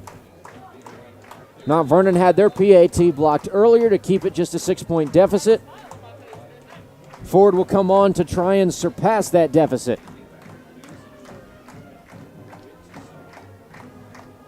Ford, high snap, will get the kick off, and he puts it down Main Street. 27-28, Yorktown with a 1-point lead, less than 10 minutes to go in the 4th quarter. We'll keep it here and send it down to our sideline reporter, Lily Herrera, who's got something about Yorktown's offense, which has been working well in the 4th. We'll send it down to her. Even when Yorktown is down going into the 4th quarter, that energy and attitude from the first half is what's keeping them going. As you can see after that touchdown, their offense is finding ways to work around that tough Mount Vernon defense, especially since that defense has adjusted very well during the 2nd half. Yorktown is staying alive and continue to push and keep the pressure on. Back to you guys. Thanks for that, Lily's talking about the momentum swings. Momentum, the word of the game. We heard it in pregame from Coach Wilhelm. We heard it at halftime. We're hearing it again. Fighting through the adversity put on by a tough Mount Vernon defense and really keeping themselves in the game, and now with a lead here in the 4th quarter. Don't forget that small town charm meets exceptional service at Johnson County Golf Carts. Experience the difference with Johnson County Golf Carts, where quality and service meet hometown hospitality. Find them in downtown Franklin or at jcgolfcarts.com. Short kick, Mount Vernon return will come out near the 40 to about the 37-yard line. 9 minutes, 41 seconds left in regulation. The Marauders trail 28-27 to Yorktown. And now Meyer, the quarterback, Mason Meyer, has a big job to do on this drive. Now Yorktown, their defense needs to translate that offensive momentum over to their side of the football and hold up Mount Vernon for another forced punt. Meyer will come out in the gun starting from the 38-yard line, first down and 10. Moves up to the line to change his play call. 15 seconds on the play clock, trips to the near side. Meyer to pass. A lot of time in the pocket, now being chased around and will go down in the backfield. The pressure applied by Landon Kelly, the nose guard, folds Meyer in the backfield. Big loss on the play. And Landon Kelly getting a big cheer from the crowd. Ball back down to the 31-yard line. It'll be second down and about 17 coming up for the Marauder offense. Colin, I'd like to see a little bit better decision-making here from Mason Meyer. Realized nobody was open, panicked, didn't get the ball to the sideline. Gun set again, 3 to the far side. It is a pitch to Jaliba Brogan on that far side of the field, and he will barely get back to the line of scrimmage before he stood up. Might pick up a yard on that far side. Looks like he will. Third down and 16 now from the 32. 8 minutes, 40 seconds, and counting for Mount Vernon to answer that last drive from Yorktown. Time is certainly running low here for Mount Vernon. Plenty of time left on the clock, but the pressure is building up. Jabeen Barnes makes the stop for the Tigers on that last play. 3rd and 16. Meyer. Back to the line of scrimmage. Will stay gun set. He's got trips to the near side of the field. Meyer puts Joy in motion to the far side. Takes a drop, slips. Ball batted down at the line of scrimmage on the intended pass, and getting his hand on it, Malachi Riley. The junior, 6'2", 172, got up, got both paws on that football, and sent it to the ground. Incomplete, and this is a huge fourth down for Mount Vernon. Down 1, 8 minutes to go in the fourth, and their offense still appears to be on the field, so they, with 8 minutes left, you're kind of in desperation mode. Yorktown's offense has been chewing a lot of clock. Meyer stays in the gun, 4th and 16, and it is going to be a little rugby-style kick from Mason Meyer. It'll take a Mount Vernon hop and settle in at the 30-yard line. So at least a good job to somewhat flip the field for Mount Vernon. And with a 30-second break in the action, we'll take a 30-second commercial break as well. Back for the fourth after this on IndianaHighSchoolSports.com. Every day is a great day to buy a vehicle at Greg Hubler Ford. Because every vehicle comes with our Greg Hubler promise. On top of scheduled maintenance with your vehicle, you'll also enjoy complimentary roadside assistance, service pickup, and drop-off. And a free car wash and quick wash every time you service at Greg Hubler Ford. We're always finding new ways to put our guests first. Mosey on into Muncie. Greg Hubler Ford, promise kept. Short pickup on first down and 10 for the Tigers on IndianaHighSchoolSports.com. Second down and 8. After the short rush, Caden Crooms, the ball carrier. Get players cramping down on the field as the night gets cooler. We're going to see a little bit more of that. We know just about as good as anybody. Those cramps are hard to handle. They are Get a one in the killer. hamstring or in the calf down there. A little Charlie horse will send you straight to the ground. Certainly important to stay hydrated, whether it's little H2O or Gatorade, whatever your pick of choice is, but some kind of liquid to keep you hydrated during this tough play, during this late at night, and especially in this cold weather, it is highly imperative that the players stay hydrated. Second down and 8 is the set for Yorktown. Up 28-27 over Mount Vernon. As it currently stands, that blocked extra point for the Marauders proving to be costly. And walking off the field on his own 2 feet is Cole Purdue. Shotgun set for Sam Tokar. Moves Dougherty to the far side and will complete the screen pass to Dougherty. Dougherty cutting up the field. Will put his foot in the ground and fall forward for a pickup of just a couple on the play. It'll be third down and 4 for Yorktown. We got 7:20 left in the fourth quarter. 1 point lead for the Tigers.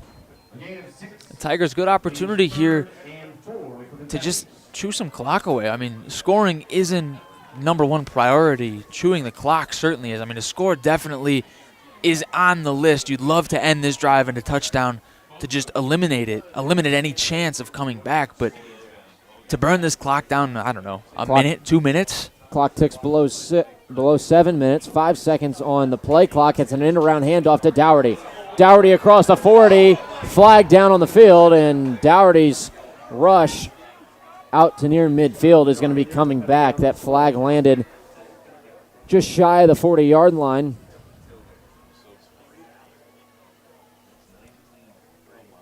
And Yorktown is going to be marching backwards.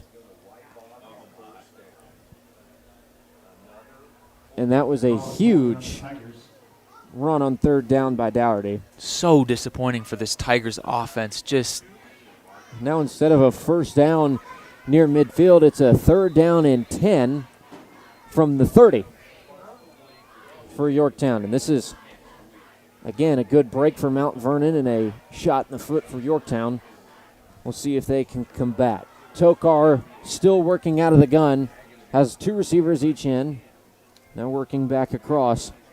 Back to pass. A lot of pressure stepping up in the pocket, and Tokar is not going to get the throw off. He's wrapped up and dragged down, and we have another flag on the play. And I think this one is going to go against Mount Vernon. I saw just a couple of Tigers players calling for face mask, and it is going to be a face mask on the sack against Mount Vernon. So it was about to force a punt. Now gives Yorktown a first down plus 5 yards. So they will be spotted at the 45 in their own territory. 6 minutes and 21 seconds left on the fourth quarter clock and a 1-point lead. Tokar will come back to the line of scrimmage in the I formation. He's got Long and Crooms behind him. Handoff is to Crooms, and Crooms is not going to get far. Schroeder in the backfield will bring him down for a loss of 2. 2nd and 12 for the Tigers.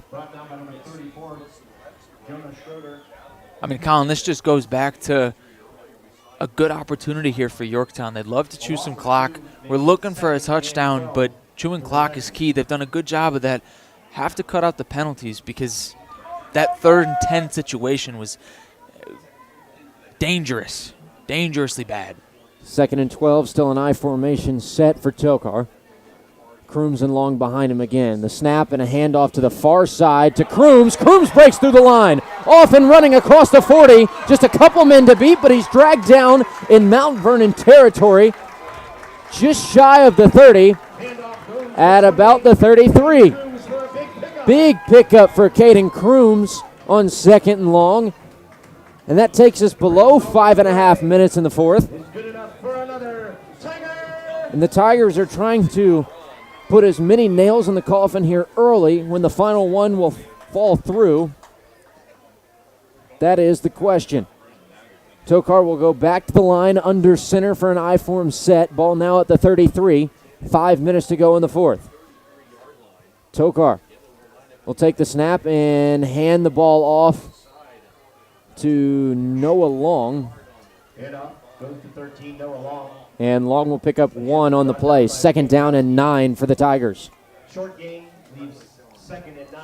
Colin, that goes back to what we talked about at halftime. That's that field flipper, that drive-changing play that keeps Yorktown's drive alive, allowing them a chance to put this one away.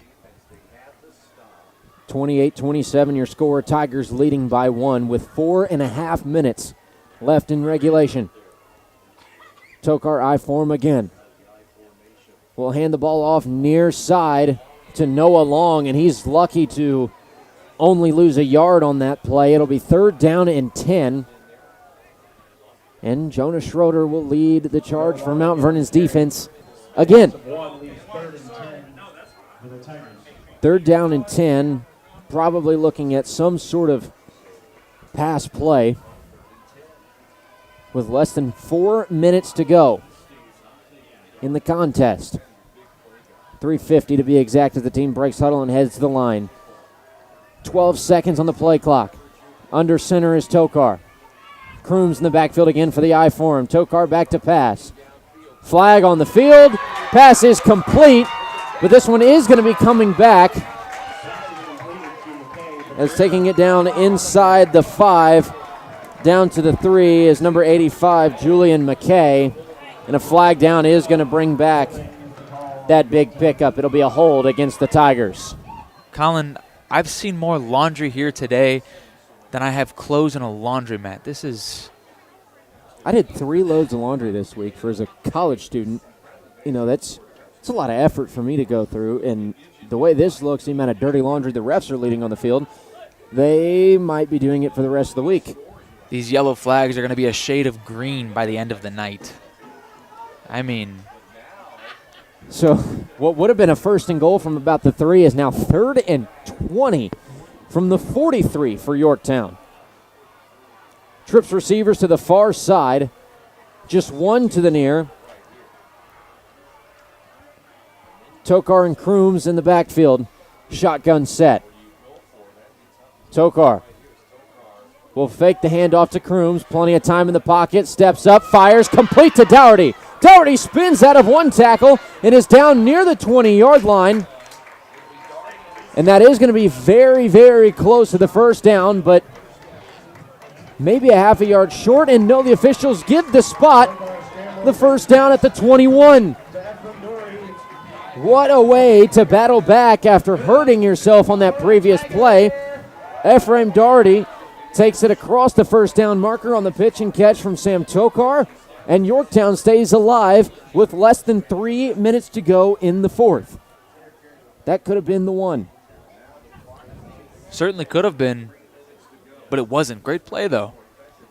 Tokar out of the I form, hands off to Crooms. Crooms bounces off of the 1st tackle and is then wrapped up for a short gain.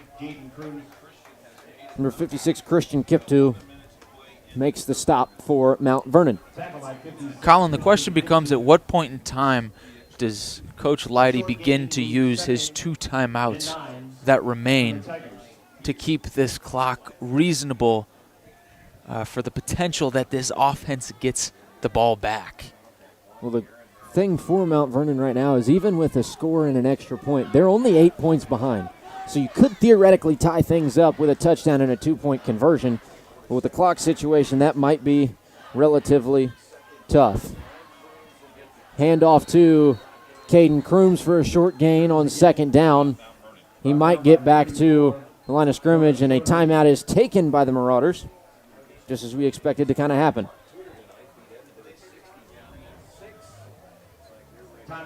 Goes back to exactly what we were just saying. I love the call there from Coach Leidy, using the timeouts wisely. Just under 2 minutes remaining in this ball game. Tough situation for Mount Vernon, like you said, down 8, down, but certainly not out of it. But if this offense wants a chance, it starts with a defensive stop right here, right now. Looking to keep them certainly away from the end zone in any way, shape, or form, most importantly, but can't even allow a field goal.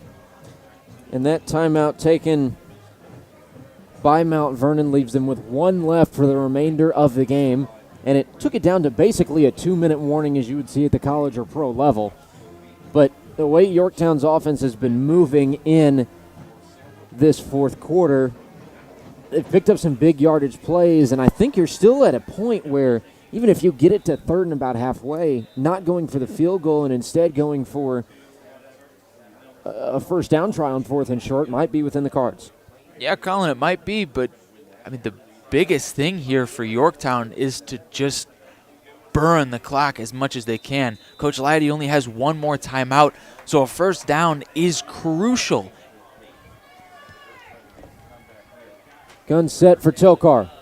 1 receiver out each side. Misdirection, Dougherty off to the races, far side. Dougherty is going to have enough for the 1st down.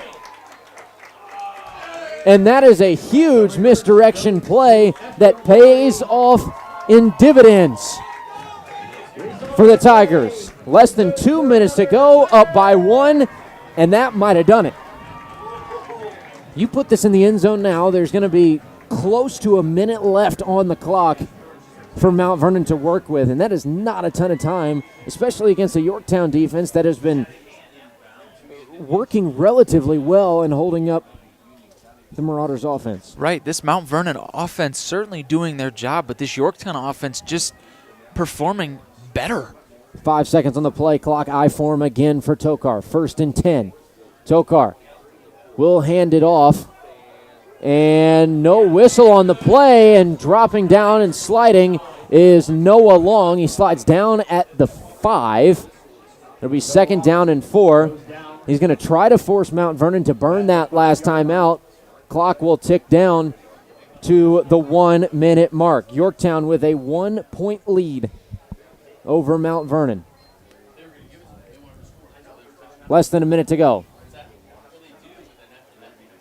Colin, I have to say I love the play call there from Noah Long not to step into the end zone. He was very confused of why the defense was not going for him, but great heads-up play there from Long. 5 seconds on the play clock. Tokar, pistol set, will take a knee. Tokar kneels on it. There is a penalty on the play. And a penalty is down on the play.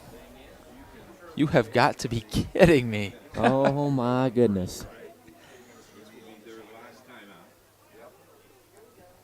What are we going to get here from the officials? False start against Yorktown. False start on the Tigers.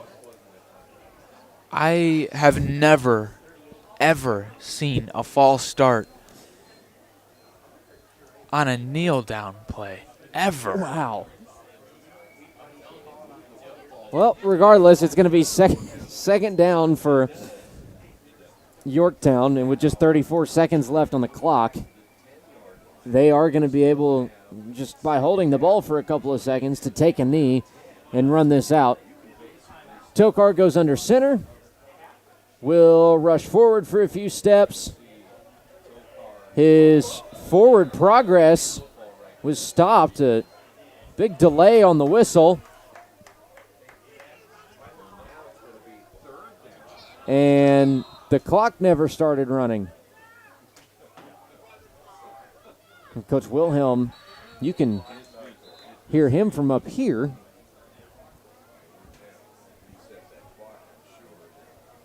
"26 seconds is the time, and a timeout is called by Mount Vernon. We got a lot going on here at Yorktown High School. Mount Vernon out of timeouts.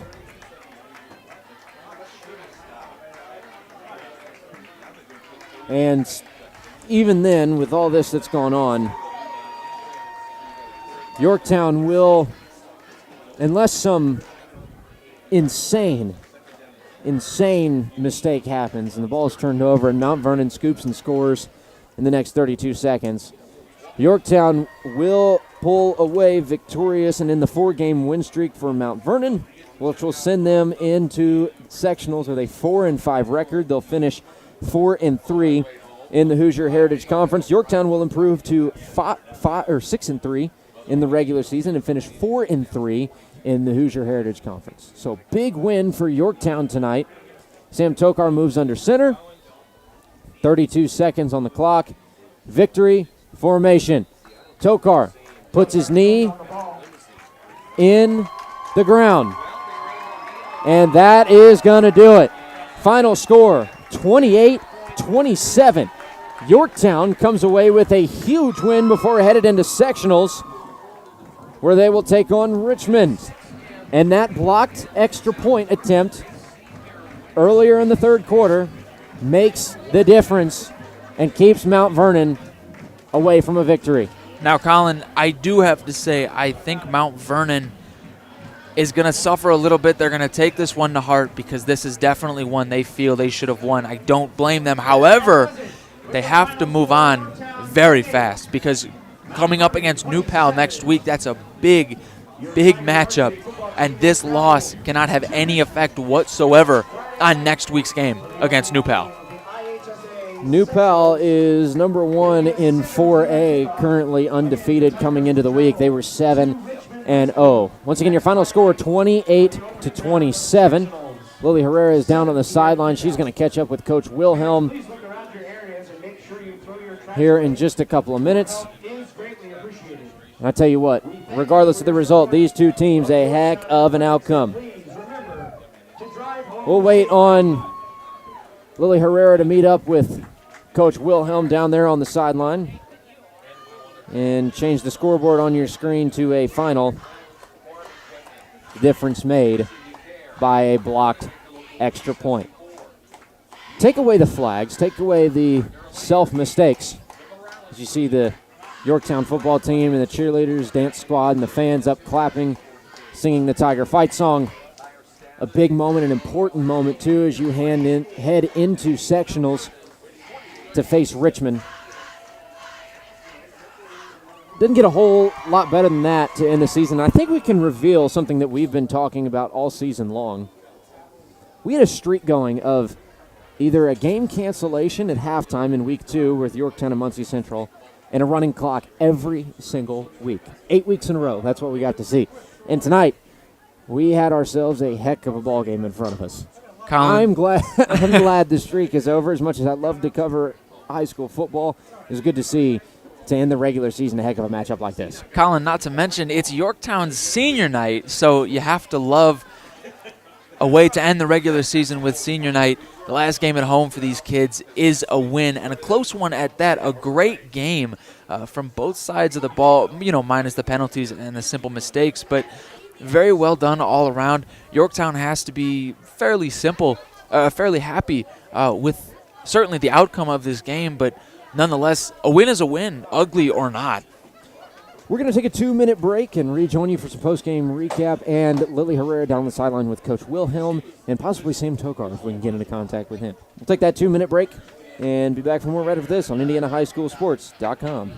A heated debate for the future of comfort is underway at Peterman. We send you to the brothers on the debate stage. Heating season is coming. Choose free furnace this October. Keep it cool, Indiana. Choose free AC. Your comfort is critical. Visit PetermanHVAC.com. I agree. Visit PetermanHVAC.com. There it is. Your comfort, your choice. Right now, when you get a qualifying heating and cooling system installed by Peterman, you choose if the furnace or the AC is free. The Mower Shop in Fishers is the one-stop shop for all of your lawn maintenance needs. We have a huge selection of Honda and Toro lawnmowers in stock and even more to choose from online. Plus, we carry parts and accessories with super fast shipping. Just need maintenance or repairs? We offer that too. And we'll even deliver. The Mower Shop, family owned for more than 20 years. Visit our showroom just west of State Road 37 in Fishers or shop online at themowershop.com. Universal Roofing and Exteriors is a family-owned and operated business, providing care and honest service for over 30 years. Universal has always been a little bit different. Their certified and trained employees don't just provide excellent work at a fair low price. They care about their customers, simply providing great customer service. Quality, honesty, dependability. That's Universal Roofing and Exteriors. Call us today at 317-257-0779.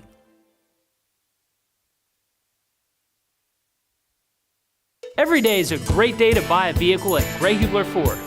Because every vehicle comes with our Greg Hubler promise. On top of scheduled maintenance with your vehicle, you'll also enjoy complimentary roadside assistance, service pickup, and drop-off. And a free car wash and quick wash every time you service at Greg Hubler Ford. We're always finding new ways to put our guests first. Mosey on into Muncie. Greg Hubler Ford, promise kept. We rejoin you from Yorktown High School and IndianaHighSchoolSports.com with Lily Herrera and Coach Wilhelm down on the sideline to recap this game. We'll send it down to Lily right now. Go ahead and take it away. In the field! One of the coaches So congrats on your win today. A really close game. After feel for you and the guys. Yeah, I'm really proud of our guys. I told them that after the game, we back when we play bad. We saw that earlier a few times where we tonight to play not good football last week and also. So I'm proud. momentum, and I felt like we did fight for momentum tonight.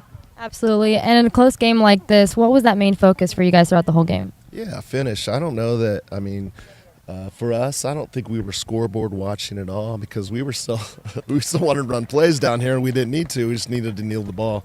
So that tells me we played 48 minutes of football tonight and got the win, and a really good game.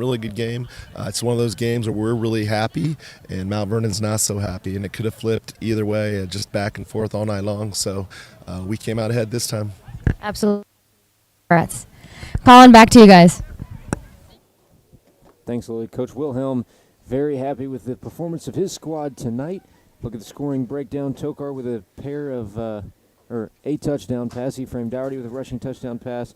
Noah Long a rushing touchdown as well. Caden Crooms caps it off with that fourth score and makes it 28-27. Credit to that blocked PAT earlier in the second half. Joey, a heck of a game. These two squads look to take to sectional play next week. The Yorktown Tigers will head to Richmond to start off their sectional, and Mount Vernon headed to a dangerous new PAL team.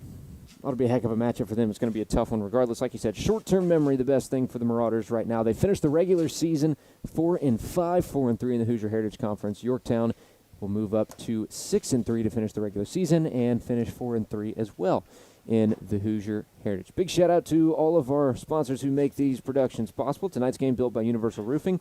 You can call Universal at 317-257-0779 or visit universalrfg.com. Tonight's game also driven by Greg Hubler Ford and Hyundai. Experience the Greg Hubler promise at greghublerauto.com. The Mower Shop in Fishers, mowers, snow throwers, parts, and more at themowershop.com on the web. Peterman Heating and Cooling. Call Peterman for same-day plumbing service, 317-608-1883. And, of course, JC Golf Carts. Visit JC Golf Carts in downtown Franklin or at jcgolfcarts.com. We'll be back next week for the first round of sectionals. And we'll see a powerful Madison Grant team take their playoff stint on the road. That's what's coming up next week for IndianaHighSchoolSports.com. Until then, for Lily Herrera on the sideline, Michael on camera, my name is Colin with Joey in the press box saying goodnight. And we'll see you next time on IndianaHighSchoolSports.com.